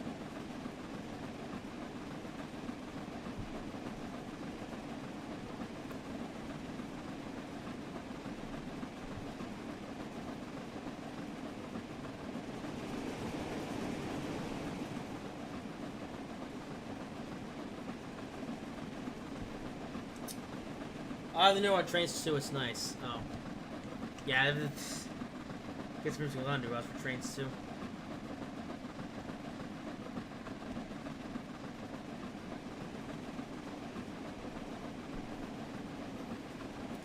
Oh yeah, Lincoln 2nd Conrail. Oh yeah, I noticed that route. I'm not sure when or if I'm gonna do a review on that route. I mean, I've already done videos on 2 of the recent American routes, you know, the Springfield Industrial and the California Sunrise. And I mean, those 2 videos did actually do very well in terms of viewers and ad revenue, but I don't know.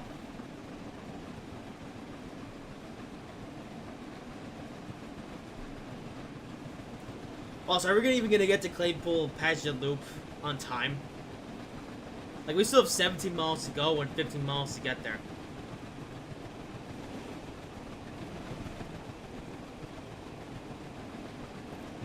It's Trains 2 keep getting updated every... You know, Trains about... Yeah, I don't know why they're still releasing new content for Trains 2 when Trains 3 is a thing. I guess because Trains 2 still has a big player base, though. Because Trains 3 still doesn't have a surveyor. So a lot of people, I guess, a lot of people still play Trains 2 because that one actually does the surveyor. You make your own routes and things. But then I don't know why N3V just are waiting so long to add the survey to Trains 3. Like, Trains has been out now for 2 years as of the Zuma service, and there's still no surveyor mode.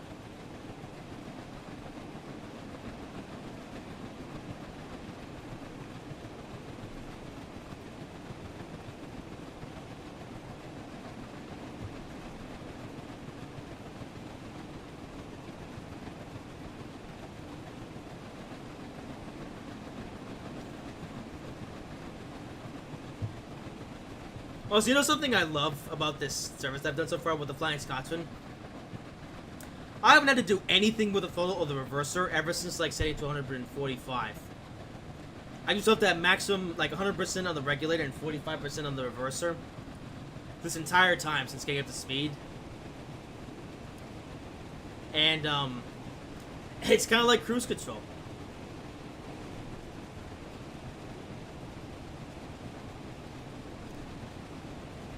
Oh, come on. There we go. Downhill gradient.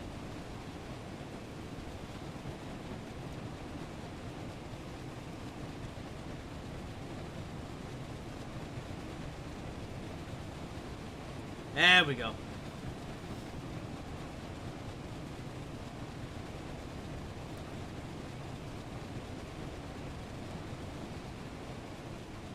80 miles per hour. I bet we're almost at the, I say almost, still have ways to go, but, man, why was this thing fast?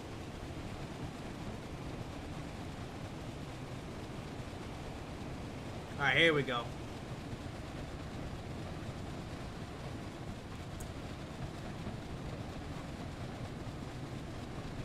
Yes, I like the California Summer route. Yeah, I like the way that the California Summer route looks. Yeah, I like the fact that it comes with the Siemens Charger, which is something I've wanted in any train simulator for a while now. Even though the train version isn't that good, but it's nice to have it.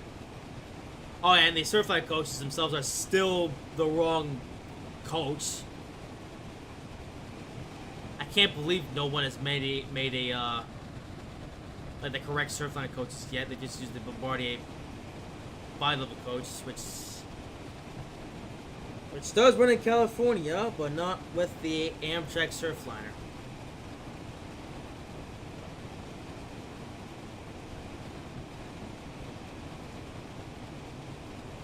Also, there's a vestibule between the oops.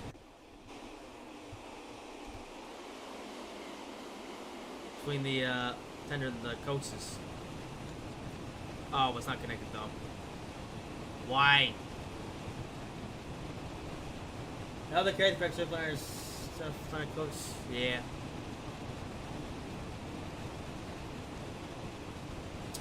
Where is he? Which fellow bar do you like more? The original one with the 43 or 22 version with the 44? I don't know, to be honest. I'm not sure which one I like more. I mean, I have played both, so I can actually give an opinion on that one. I don't know. Actually, I'm not really the biggest fan of either, to be honest, because the Isle of Wight route is like a pretty short route and has basically no service variation. Like, it's just, you know, do a local stopping service between Shanklin and ride Pierhead and back.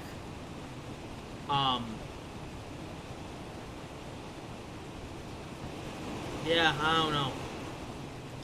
I mean, the only real difference between the two is the train that you drive. You know, one is the 483, which is older, and the other is the 484, which is, of course, newer.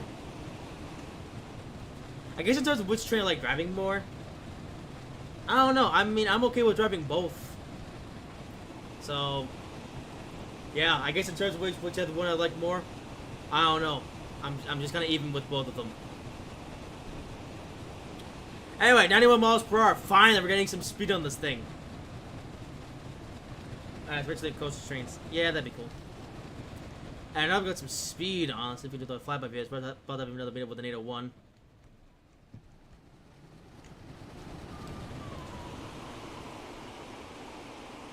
Anyway, don't get to see it because I goes on the wrong side of the track. Let's see. Favorite journey route from Trains and Worlds. Oh, come on. I just gotta fly real quick because I just want to get this right. It's going so fast here.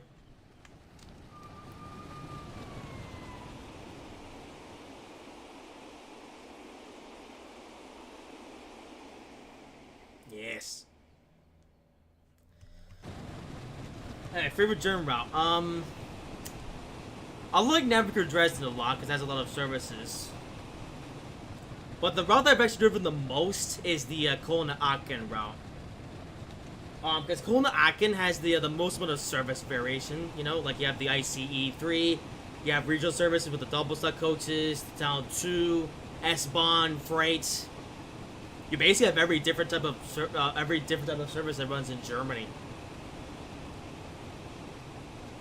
So, I guess if I had to pick a favorite, I guess it would be Kelowna-Aitken, just because of how much different type of service you can do. But Navigator Dresden's also one I really like just because of how many different trains you see on that one. See, they had the amount of trains before returned Spencer from Thomas Friends. Yeah, yep, someone's gonna make a Spencer delivery.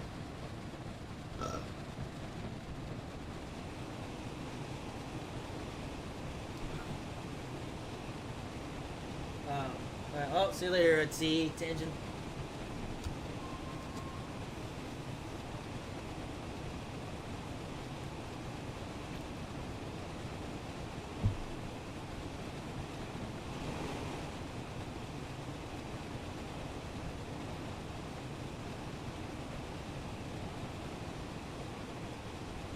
Alright, 7 miles to go from Claypool. We're up to 90 miles per hour on the section.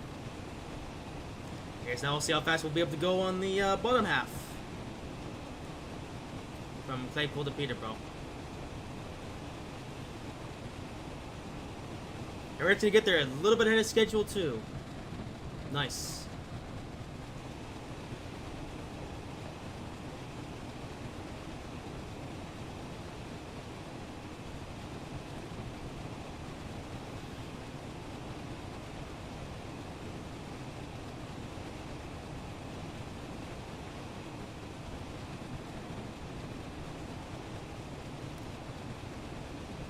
Bridge.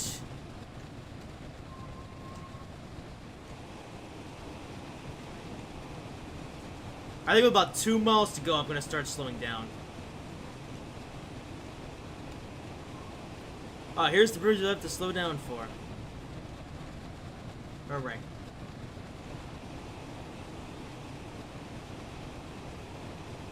Yeah, about to blast through, I forget the name of this station. Let's see, which type speed the 406? Oh, I mean, oh. It's basically the same. Like the BR403 and the 406 ICE3, they're identical to me. I don't really have a favorite between the two. They're just exactly the same train to me. Oh, 981 is still in the siding. Interesting. I have driven both, actually. I have driven the 406 on the Kelowna Aken, and I have also driven the 403.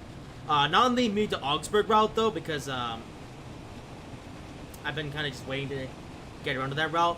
But I have driven the 403 on the Kansas to Wurzburg route, and they're exactly the same. Like, the driving experience is identical. I know the main difference is that the 406, I think, or whichever one, has more abilities to travel on other railways in Europe, whereas the 403 is mainly runs in Germany. So, you know, I think the 406 is more like options for, like, in terms of what voltage you can drive it with, or more safety systems. But at least in terms of Train Sim World experiences, they're exactly the same. Another 801. A lot of 801s.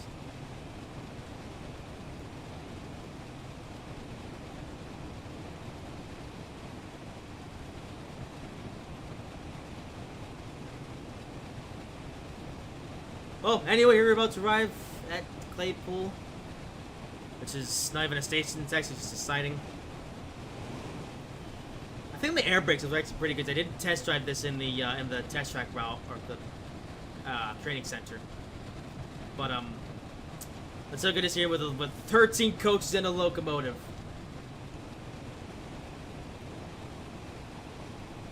Oh, actually it was speed limit 140, okay. So it's gonna get off the throttle now. Let's see, what is your least favorite of Train Sim World?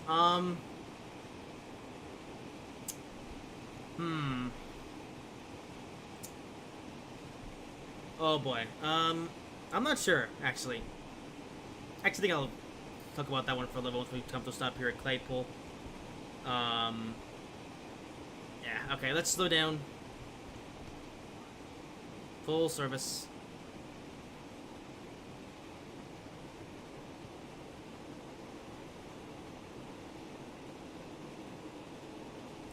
Okay, well, this thing does take a little bit to slow down, so good thing on the brakes quite early. But I think my least favorite on Train Sim World, I think the one I care the least for is the Isle of Wight route, because there's basically no service variation between between, like, you know, the local stopping services and everything. Um, and I think quite possibly the worst route, though, the worst route for trains in Worlds, would be the original North Dakota to New York route that released back in 2018. Just because the start and end locations on the route are just the most baffling things ever.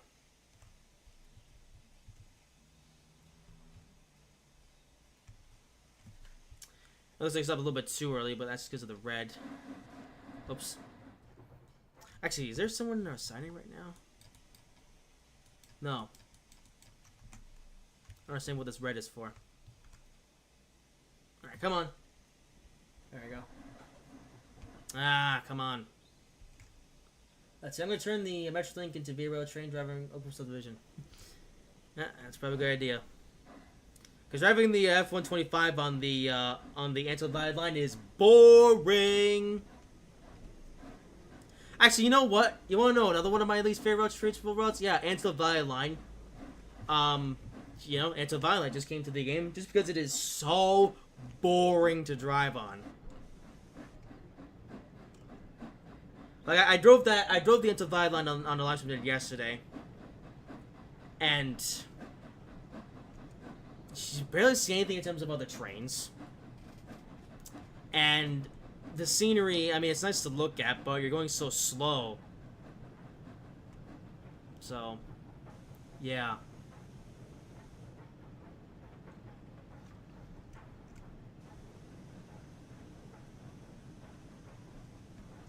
Oh, there we go. Alrighty then. Fair Transfer Robot made by River Games. I'm not sure. I don't think I played all of the Rivet routes. Oh yeah, they made both the Swiss routes plus a couple of the British ones. I like West Cornwall Local. That one is pretty interesting, you know, with how many different server ferries you got on that one.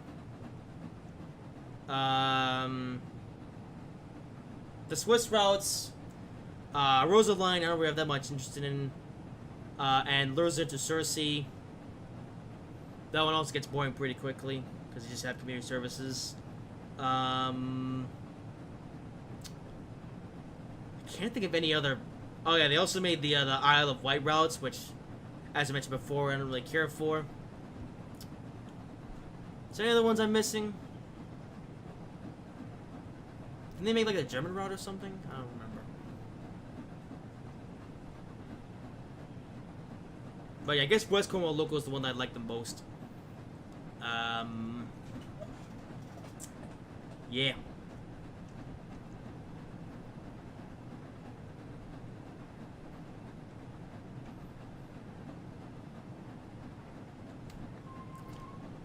Alright, we're actually now gonna arrive here late. Oh, and there's a train behind me. Oh. Sorry.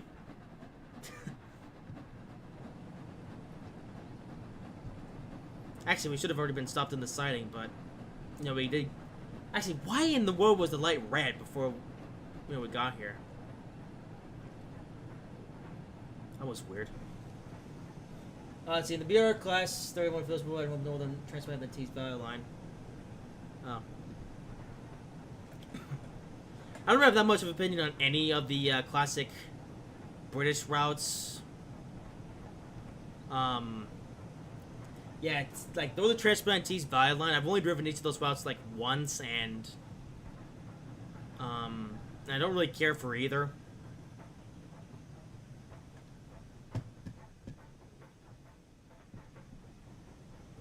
Oh wait, no. I have driven Spirit of Steam multiple times. That's a pretty interesting route.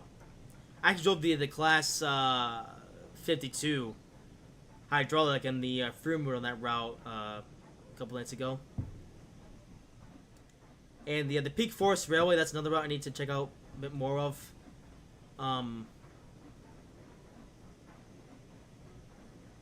Yeah.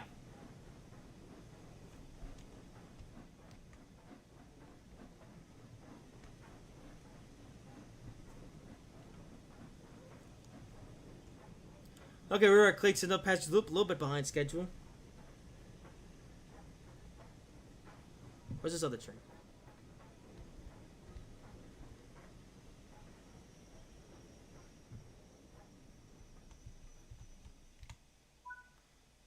Alright.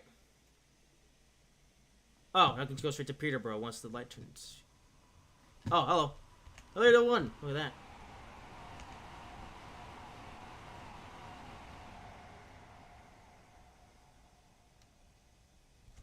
And here comes the one that is overtaking us.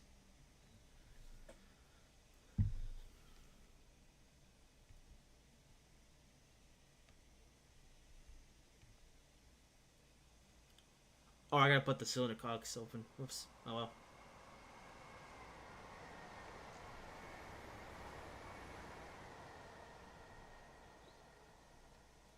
There he goes.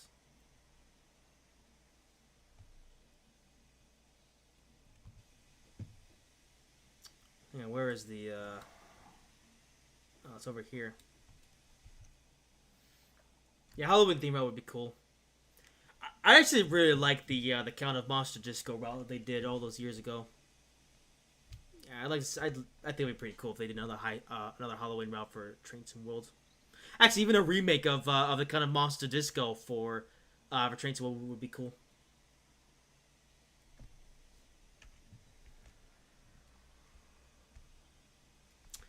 Airlight is yellow. Let's see. Okay, I guess we'll release the brakes. That apply a tiny bit of power.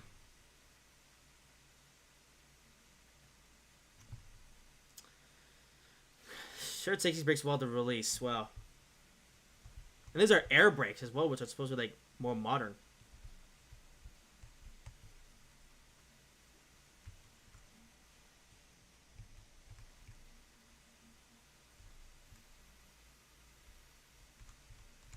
Actually, something to do with the locomotive or the brakes. Why is it taking so long to, like, move? Come on.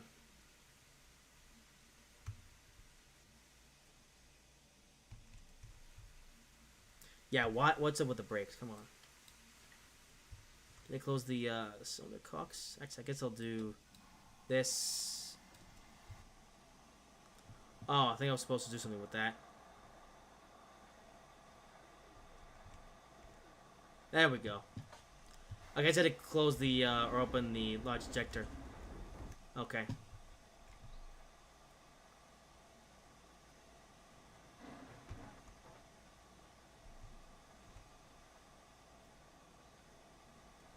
There we go. Alright, off to Peterborough.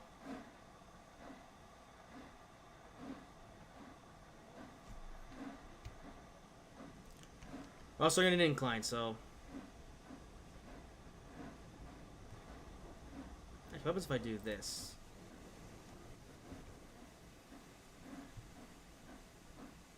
Yeah, I think that. There we go.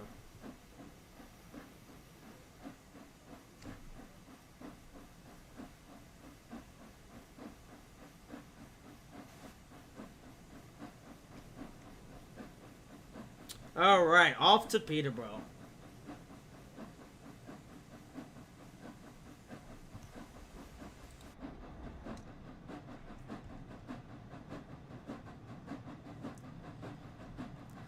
See how fast we can go between here and there.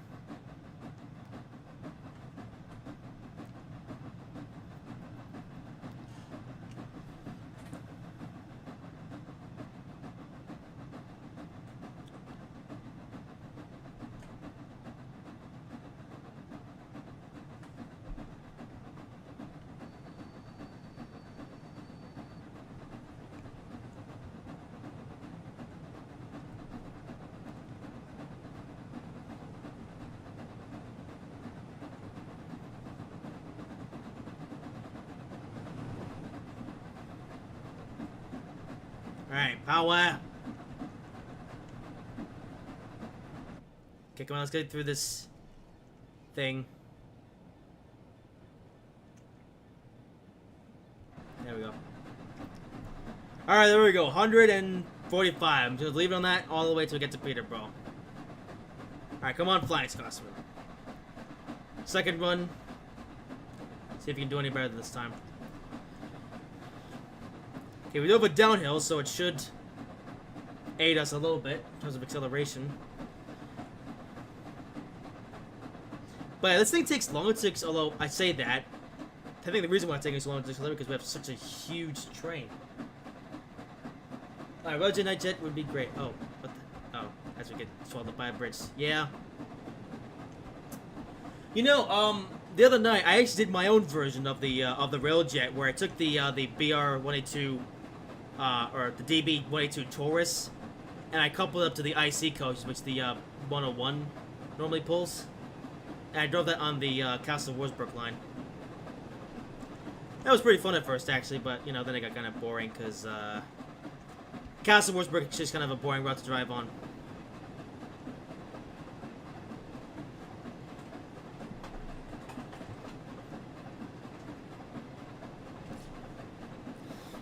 And we're going uphill, of course we are.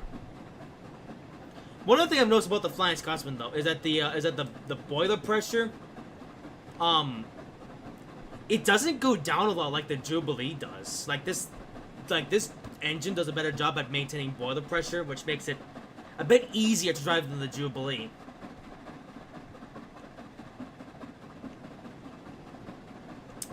And part of me thinks this locomotive would actually be better at getting over terrain than the Jubilee.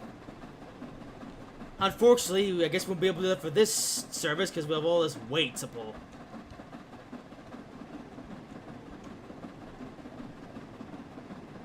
Actually, you know what? I think I know why.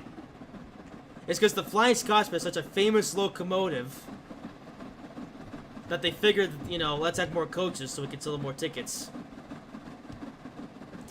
Because, I mean, this is the Flying Scotsman I'm talking about, to be fair, which is, like, the most famous railway engine in the world. Like, if you're a rail fan and you don't know what the Flying Scotsman is, how? Like, every rail fan knows what the Flying Scotsman is.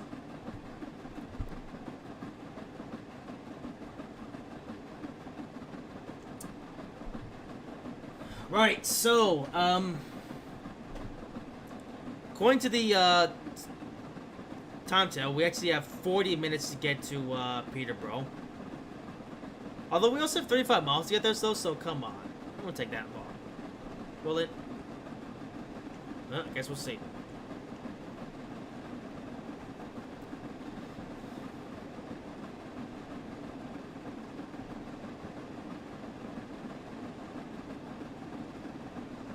Alright, come on, speed.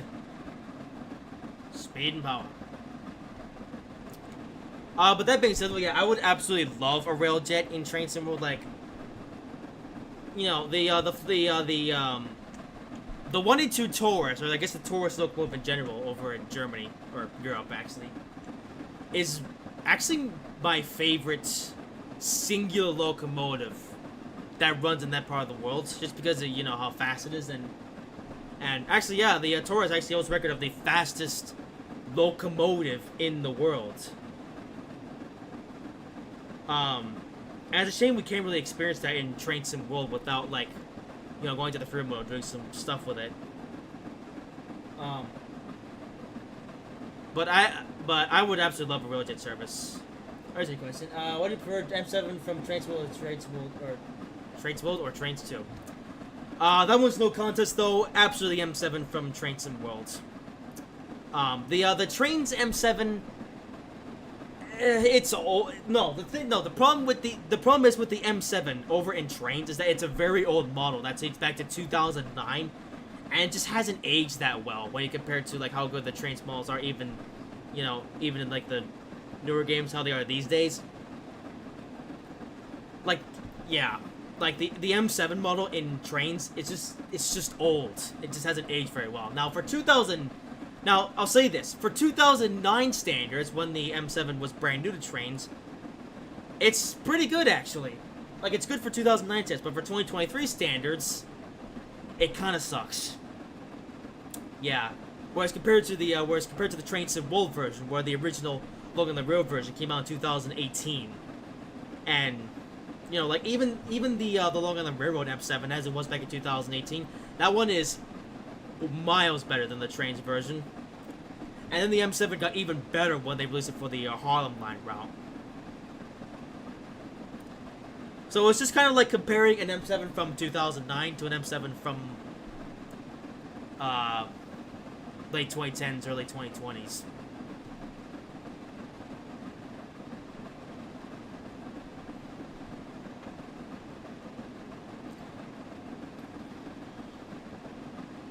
Anyway, we are not really picking up speed. These were just stalled at 54 because of this uphill. This race could take me forever to get there. Come on. You know, we have this class 66 behind us. I wish this 66 was actually like giving us power. But of course it isn't. Oh, there's a line down there? Hang on, what is this? Huh.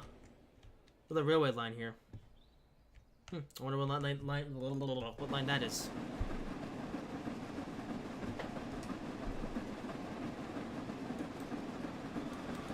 Oh.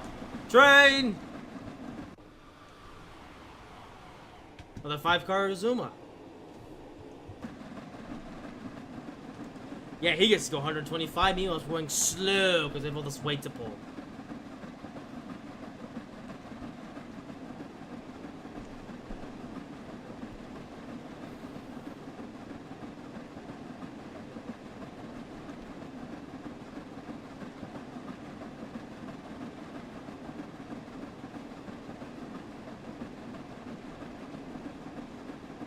Can we get a downhill gradient, please? Come on.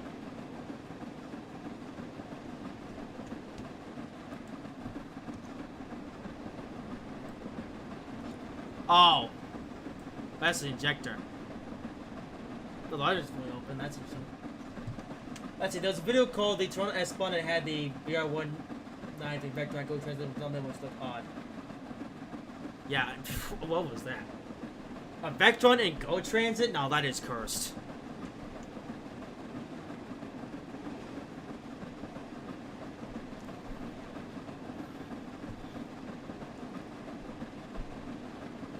You know, I'm gonna have to watch the Dovetail Games live stream.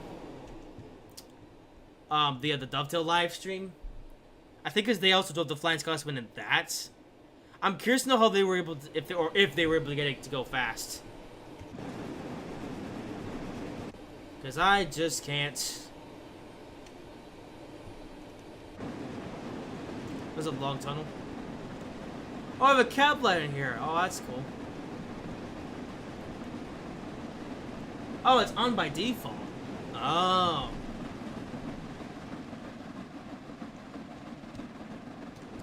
But yeah, it's pretty cool they have a steam engine now with some more modern stuff. Like a speedometer, and air brakes, and a cab light.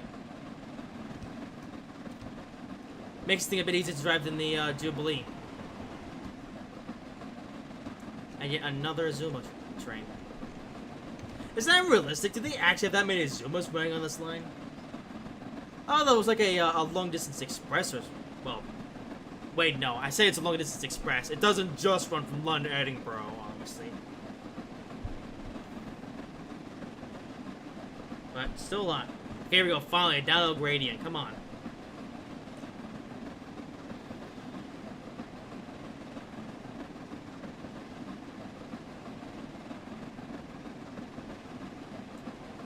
Let's see, to make it more curse, I made the Go Transit in the Beer 101 and the Icy Coast to Go Transit available on the Elko subdivision. Why?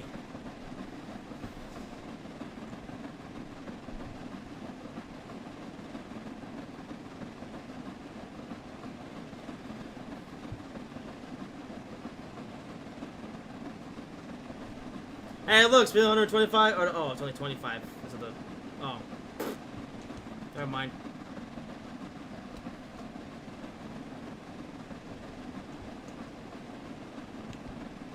And a bow gradient. You know, I actually hope that the Flying Scotsman would be like better with these gradients, and again, maybe it is. But this heavy load is really weighing us down. So yeah, I want to show the Flying Scotsman as fast as it can go, but I just can't. And, you know, I was thinking maybe I could uncouple some of these coaches, but one problem is there, I don't want to break the game or something. But I'm gonna have to though, because yeah, we followed it downhill. It's only a slight downhill. Oh, never mind.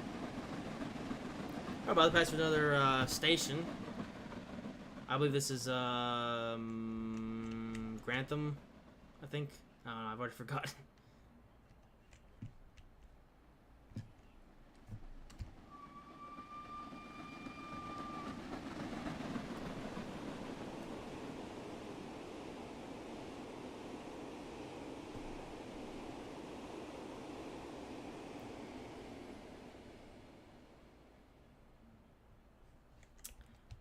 And yeah, this is indeed Grantham.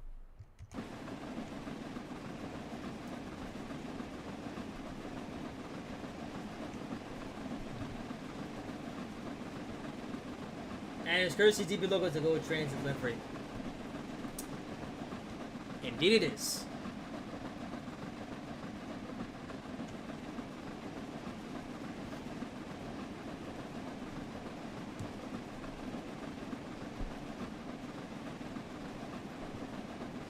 Well, anyway, 27 miles go to Peterborough.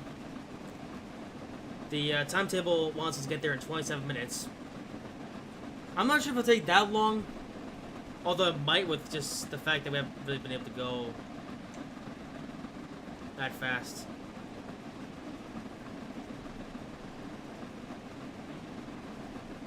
Actually, put the reverse up just a little bit.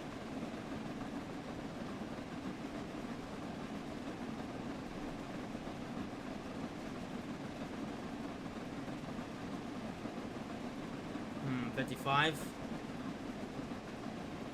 Now, how long until the game complains about, like, oh, it needs to be the mid-year?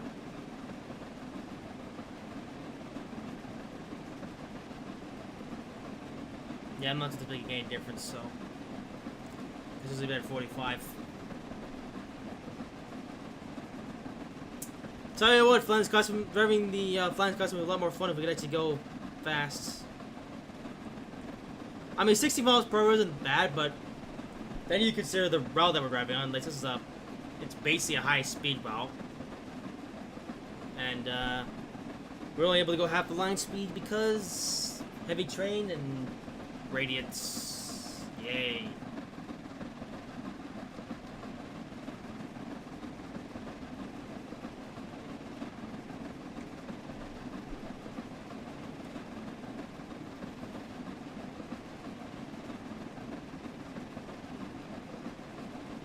I'm starting to wonder if they actually set the timetable up so it knows they're going to be going this slow. So they actually set the timetable to where you can get there on time still. Let's see.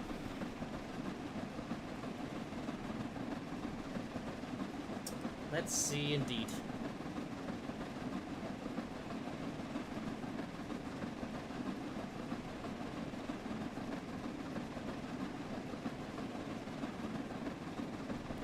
Oh, another Azuma. That was a for some reason.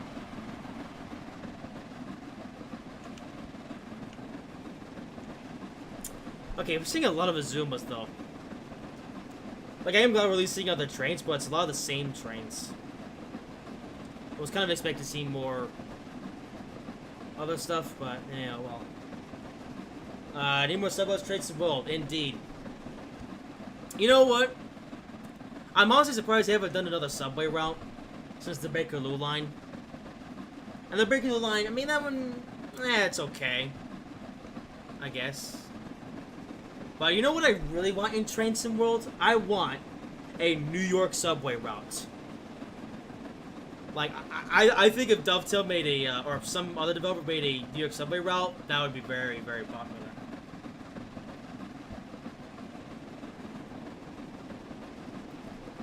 Actually, maybe now that the public editor is out and about, maybe some third-party dev will actually take on that challenge.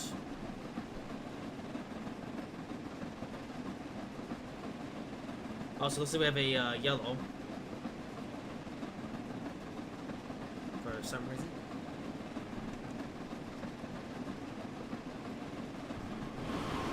Another Azuma. Man, how many Azumas have we seen? Wait, why are we going down to 70? Oh, we're going on the local line. Oh. Huh. Interesting.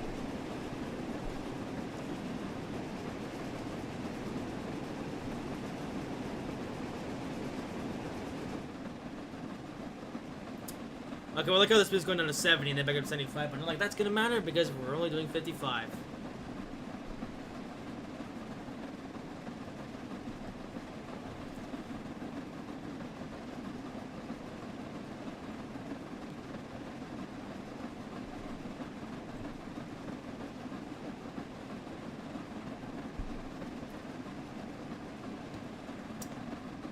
Let's see. Which F4 do you like better, the Caltrain or the MB2 from Boston Sprinter?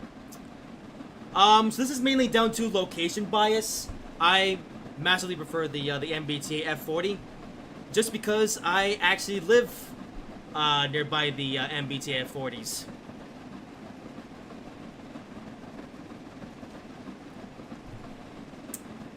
Yeah, in case you know, I'm actually based in the northeast of the United States, which is actually, well, no, I'm actually right next to North Dakota, actually, specifically in the Providence area. So whenever I decide to go do some rail fanning, I actually have a good chance of seeing a MBTA F40. All that being said, though, if you do decide to rail fan MBTA on the North Dakota, you're actually more likely to see the MP 36 or whatever that was called. The more newer MBTA locomotive. But the Caltrain one F40 or Caltrain F40 is pretty cool too. But I prefer the MBTA one just because I live nearby them, and I can actually go see them in real life without having to travel a long way. Alright, look at that! Finally, a downhill section.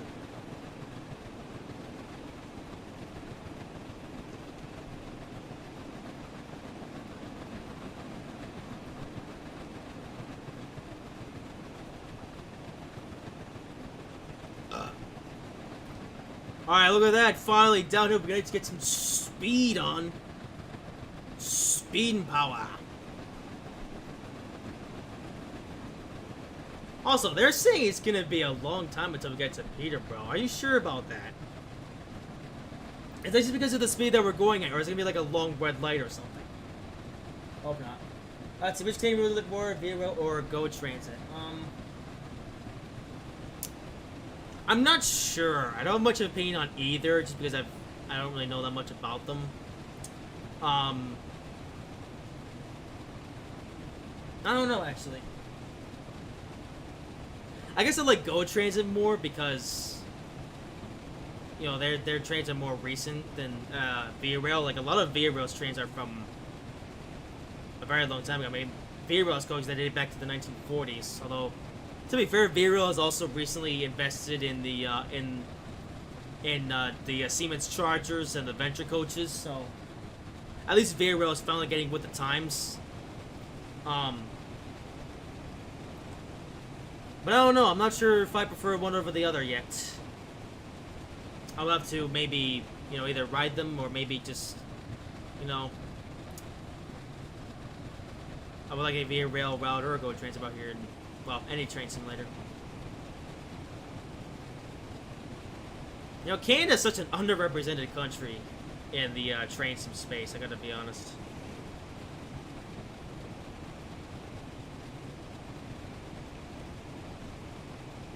I mean, to be fair, Canada's railroads are very similar to railroads. Oh, look at that! We're having a race with an Azuma. Oh, that is cool. Yes.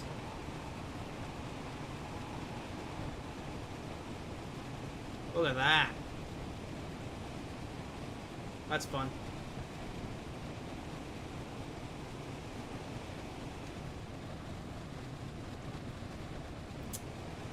But yeah, to be honest, I wish we had a either a Via Rail or a GO trains out here in any train sim.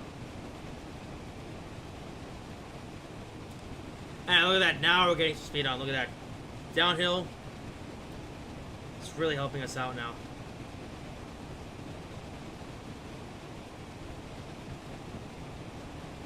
Also, maybe it really will take us till the 20 minutes to get to Peterborough. We'll see, though. But yeah, more Canadian routes in train sim world would be appreciated.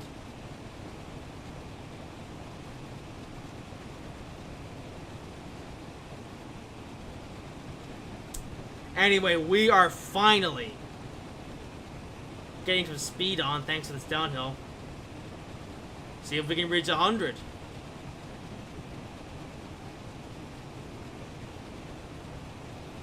Also, 158! Hello there. Yeah.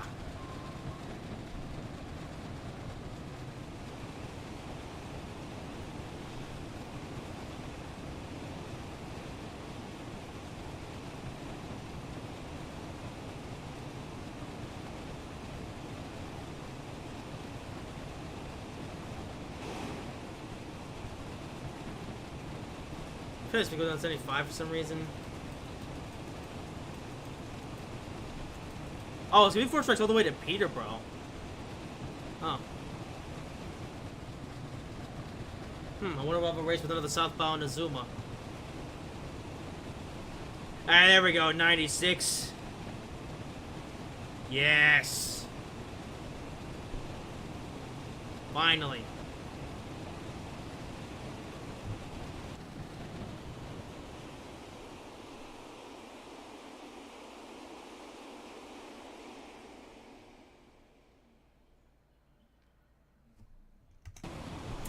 Yes.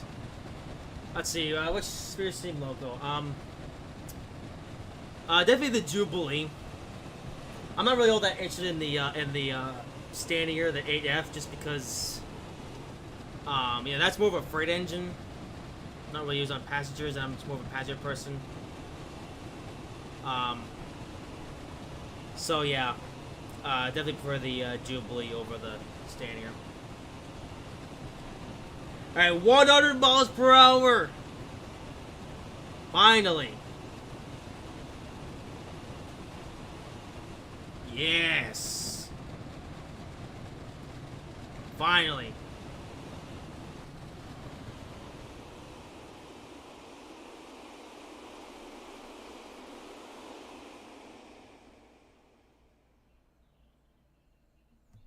Alright.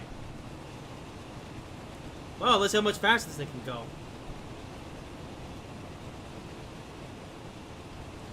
That's the 8F, it's the Toyo version of the Almost Black 5. Oh, yeah. Alright, 102.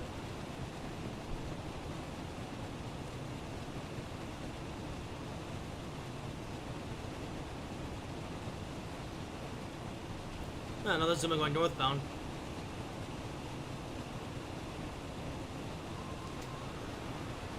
Another 5-car variant as well. Other 5-car versions of the 801 I've seen today. Alright, 100. Back at 101. But we're going down, so come on.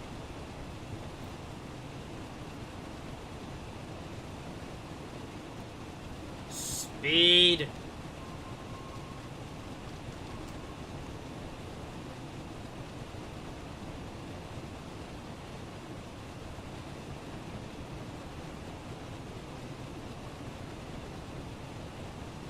There you go, 102.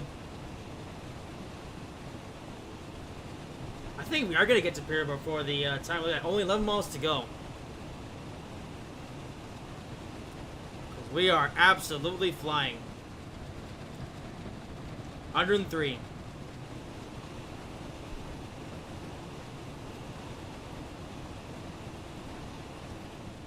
Let's Thousand Seas Valley line.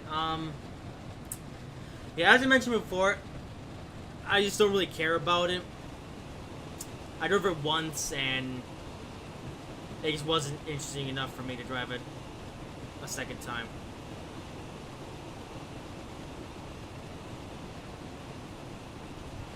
So yeah, T's Beltline just kind of exists to me.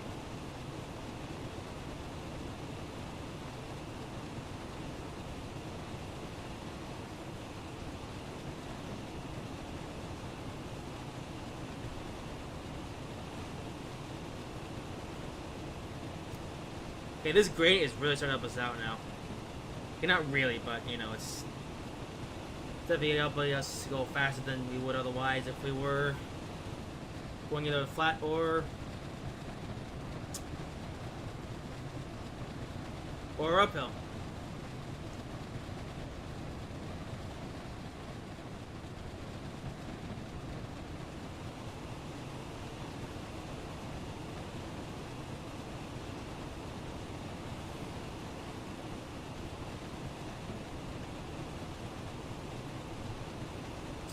Also, we're gonna get to Peterborough way ahead of schedule.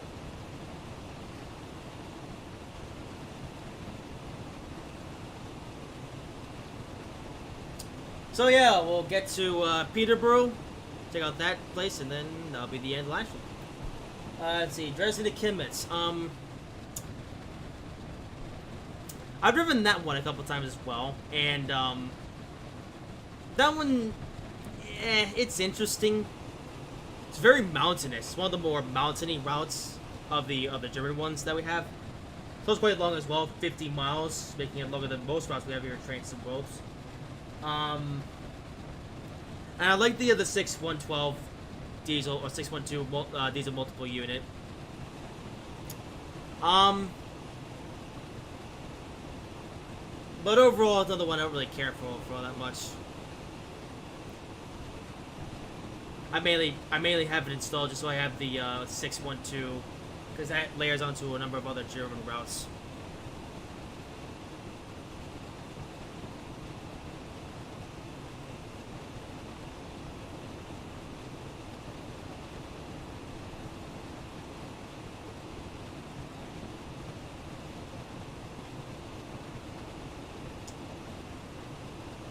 Alright, we are absolutely flying. Well, we are the Flying Scotsman after all. Oh, look at this, that looks cool. I have to say, Train Sim World produces some really good imagery.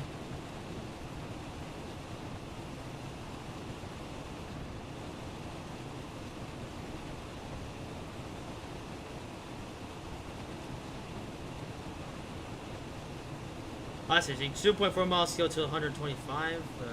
Okay.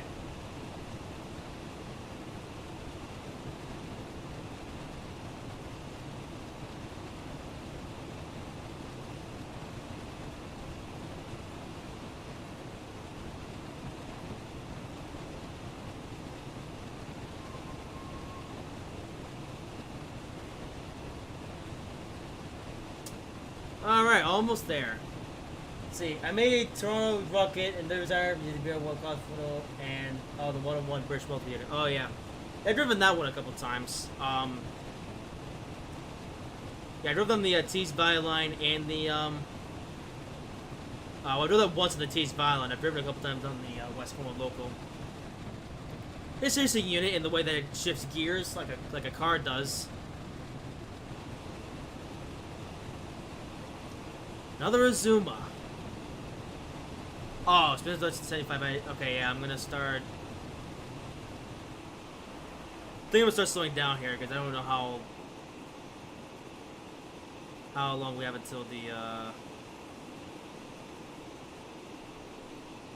thingy.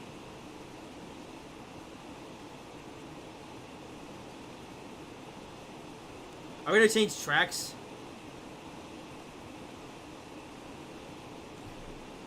Ah, 75. Okay, I'll slow down to 75. We're almost there anyway, so I'll follow the speed limit from now until we get to the station.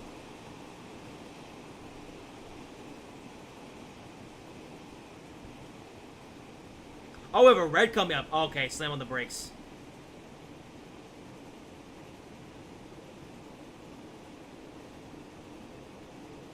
Okay, thank goodness for this new track HUD. Because man, if that wasn't there, I would not have seen that red light and would have ultimately just blown right through it and ended the whole scenario.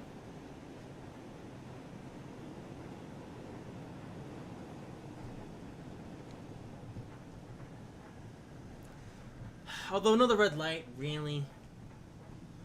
Actually, what's the red light for this time?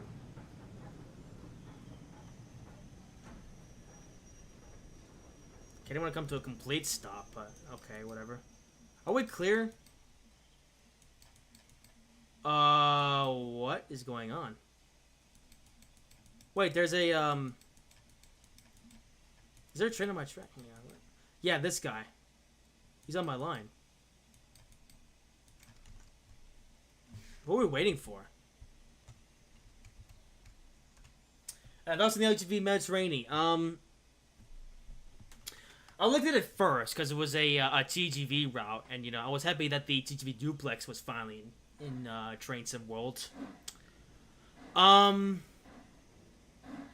route itself though is just kind of generic. Like it's just high speed, you know. High speed isms. And that's about it. I like the, but yeah. So I like the TGV duplex though. The TGV duplex is cool. Just the route itself. I just wish it was longer.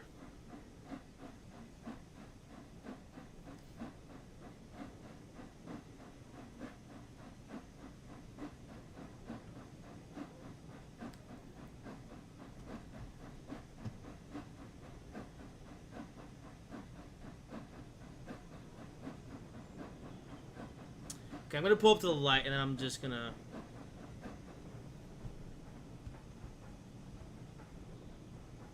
look around people for a little bit. I guess since we're just gonna be look around. Yeah, I know the Transpa 9. That one is just I feel the same way about that one as the T-Spy line. It's just I don't know. It's just classic British route that I'm not really interested in. A couple class 6.6s. Are these actually gonna go anywhere though, or are they just sitting there? Like container cars here. Also, notice they're all the weathered version. Oh, Sonic Clocks. Yamala. Oops. Oh, the game was gonna crash there. Okay, let's check out Peterborough. Because I go. Now I can't talk anymore. Except for streaming for the past 2.5 hours. Well, thankfully we're almost done. So, what is going on here then? Well, we have a class 158 who is waiting for who? So you are here for some reason. And if we look, there's 801 who's now departing. It is one for some reason. And our track is clear, but why? Why are we at a red? I don't understand what we're waiting for.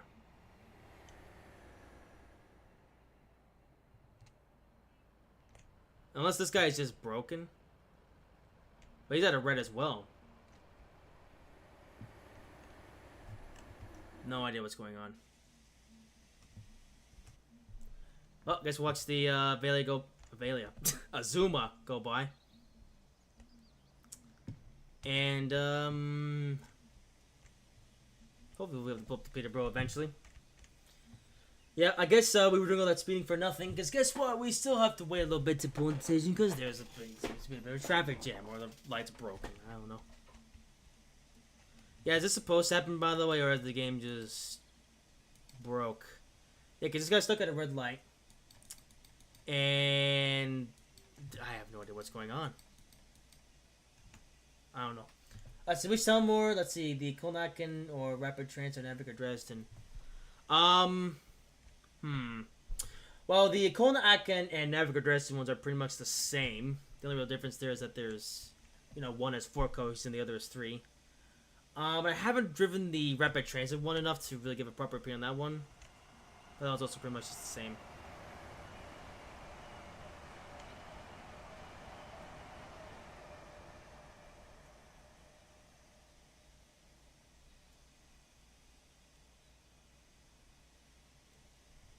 But yeah, Town 2 is pretty much the Town 2. I haven't actually driven the Rapid Transit route much yet. Although I will soon. Because now with the freeway mode, I have to stop at 1,billion stations. Which is good for me, because I really don't enjoy doing stopping services.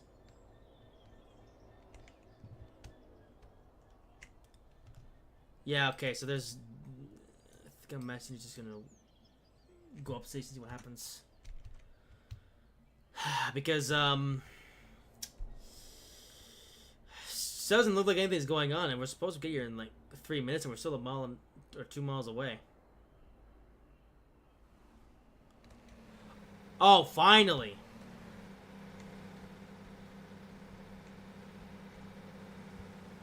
Okay, looks like we'll be going soon.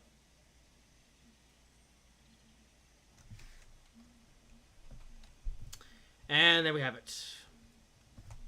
Okay, closes. Or no. Oh, yeah, closes. Cylinder cooks. The ejector should be fully open. No, come on. Give me some power.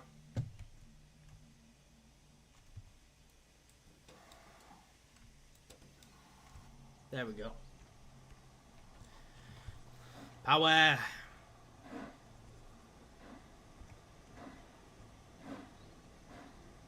Okay, I'm gonna cruise about 10 miles an hour. Hopefully the red light in front of us clears up. Actually, it should.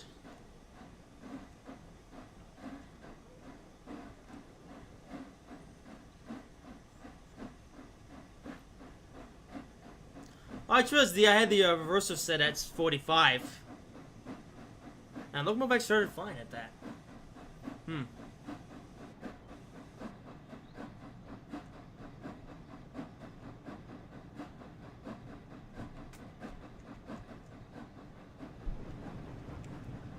I'm gonna cruise at 10, just wait till the light turns green, or red, or yellow. Yeah. A color that allows us to proceed into the station. Actually, we're gonna wind up being here late, hilariously enough. Because we were supposed to be there at 5:57. But because of the cold up, we're gonna get there late. Actually, we did like the M7 Long Island Railroad or Harlem Line. Before I actually would have said I would have preferred the Harlem Line M7 because that one had the upgraded sounds, whereas the Long Island M7 was had the older sounds. But since then they've actually upgraded the M7 on the Long Island Railroad with the new M7 sounds. So now they're just kind of the same to me. Although I guess which one to me though would be more iconic, I would go with the Metro North one. The M7. When I think of the M7, I think of it in the Metro North livery rather than the Long Island Railroad livery.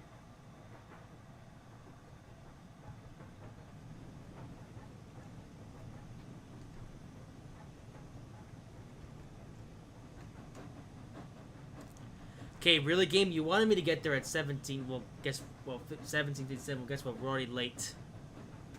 And light still hasn't gone green. Even though our line is clear. So why is there... Wait, unless the red light is at the end of the... No. No, the red light is actually before the platform.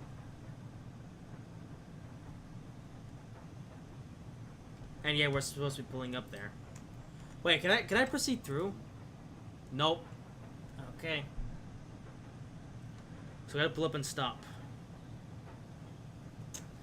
Ah, come on. We're so close to the finishing line.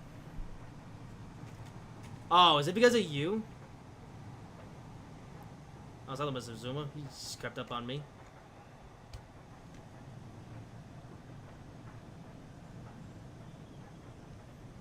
The southbound Azuma. Is he going into the platform where I'm supposed to go? I actually can't tell. Guess I'll find out in a little bit.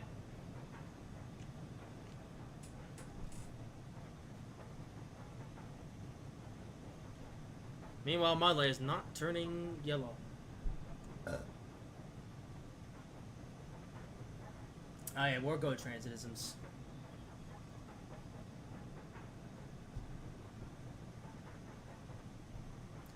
I guess in terms of which talent 2 is more well made, I'm not sure if the rapid transit one has received like some of the upgrades or whatever that they may have applied to the newer talents. So I don't know.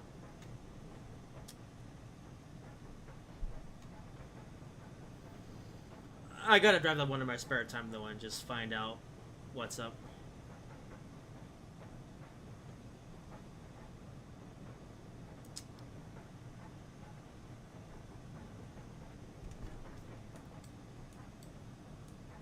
Oh, that Azuma's also stopped.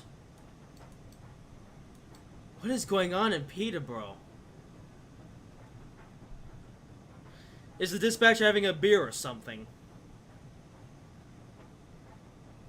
Because even that Azuma, he can't get in. I can't get in.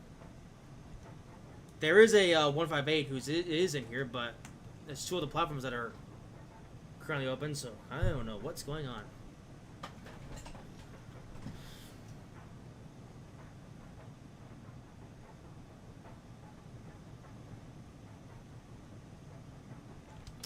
Well, I guess we'll at least be able to get the 2 LNER starts of the show next to each other.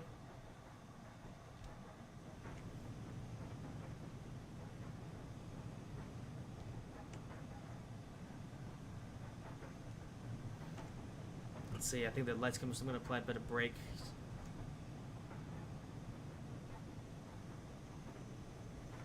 Let's see, last Go Transfer comment. Oh, what do you think of the Go Transfer race can buy? Go Trans race can buy Trixie the VTuber. I don't know. Actually, I didn't even know that was a thing. So I can't really say.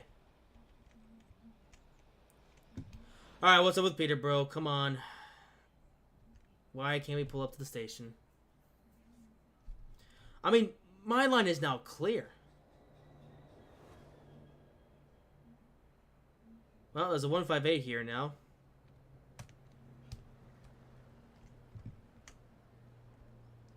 Yeah. Oh, and my lights turned yellow. Wow. Okay, good timing.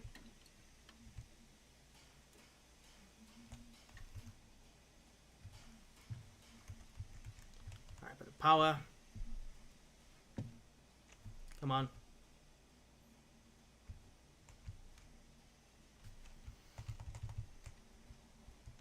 Okay, running. There we go.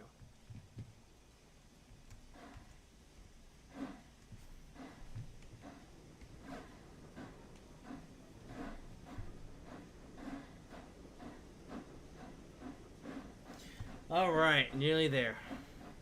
A few minutes late, though. Well, at least this run here with the Flying Scotsman a lot better than when I tried to show off the Vectron back in the Robert stream.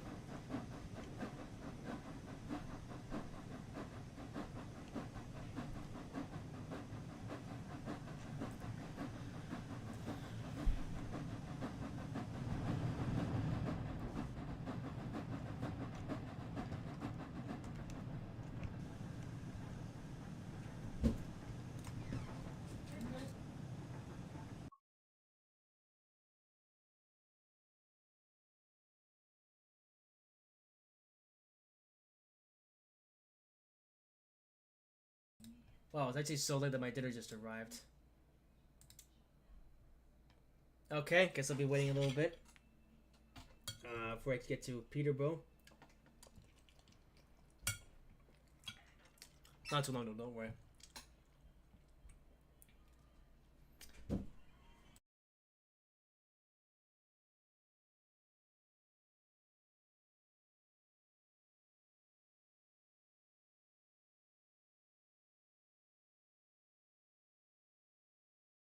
Alright, let's keep going. Almost done. No. Okay, whatever. Chat, YouTube chat thing.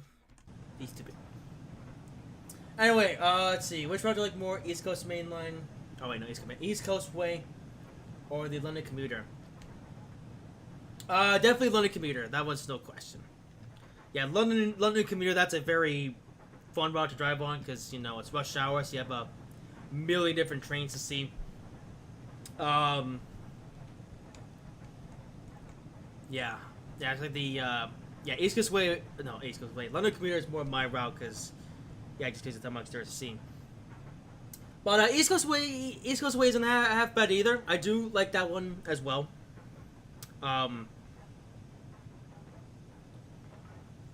East Coast Way is also a cool route. But as far as which one I like more, definitely the London Commuter, just because there's so much going on in that route. Oh, it's changing tracks. Okay.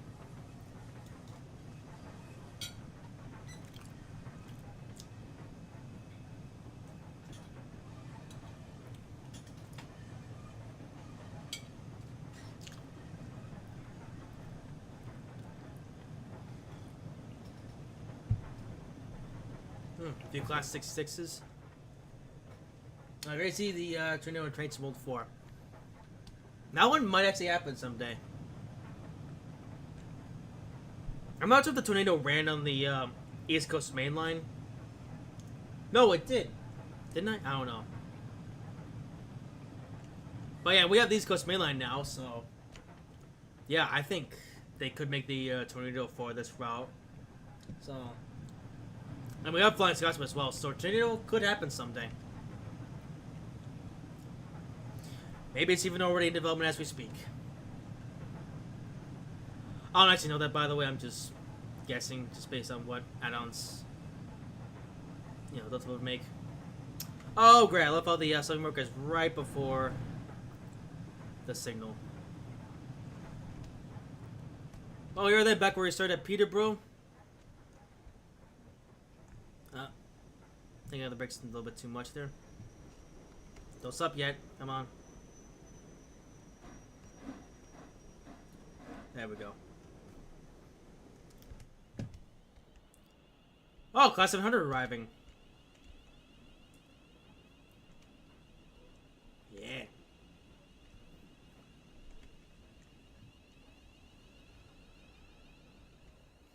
I wish we could drive this thing down to London.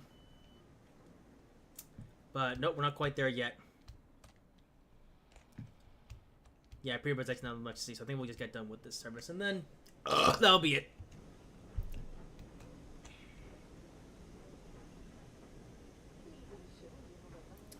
Alright, well, nearly a 3-hour live stream. I didn't expect it to be this long, but we did arrive here 10 minutes after than we should have. Actually, could have arrived here 10 minutes sooner, but then no, traffic. Okay, I don't want to stop too soon. Oh, seeing it's miles away, I can afford to stop a little bit further beyond. Yeah, I wish we got more routes in different countries than these usual US, UK, and Germany. There's a 801 is about to fly through. Or it is fly through, look at that.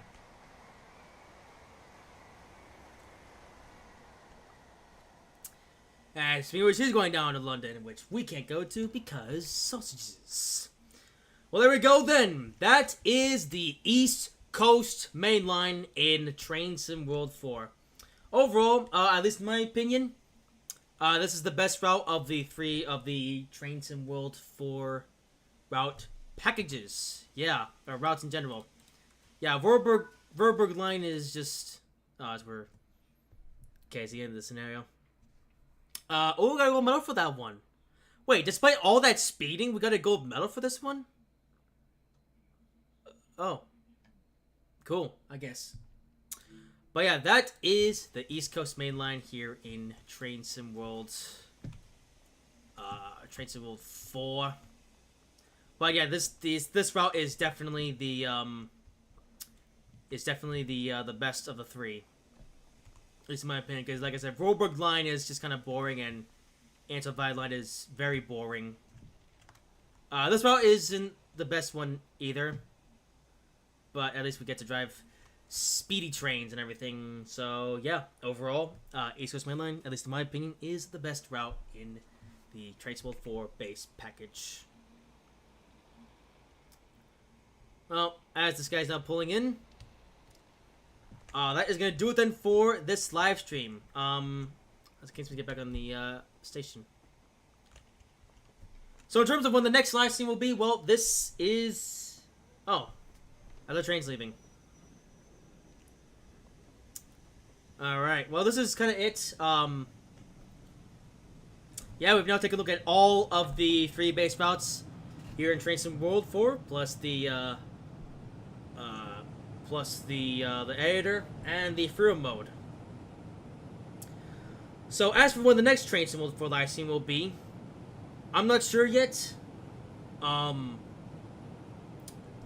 hoping it might be on the editor, because I'd like to try to show that off here on the channel, but, you know, I'm still waiting for some documentation to come out. And I hope that pretty soon we can actually, you know, make routes and everything. What's going on outside? A lot of weird stuff happening. But yeah, but as for what date or whatever the next live stream will be, I'm not sure yet, but I will have an announcement whenever it comes. Yeah, so anyway, this Sunday, another Trains 3 video. And actually there will be no Wednesday video next week, because I'm going to be having fun playing the new Forza Motorsport game. And there'll probably be another Trains video next Sunday after that. As it looks like another Zoom's just arrived. A lot of traffic here. Okay, well, I'm starting to lose my voice and my dinner. Well, I need to eat it now. So, that will be it then for this live stream. Hope you guys have enjoyed it. If you did, make sure to like, comment, and subscribe if you haven't already. And I will see you in whatever I make next.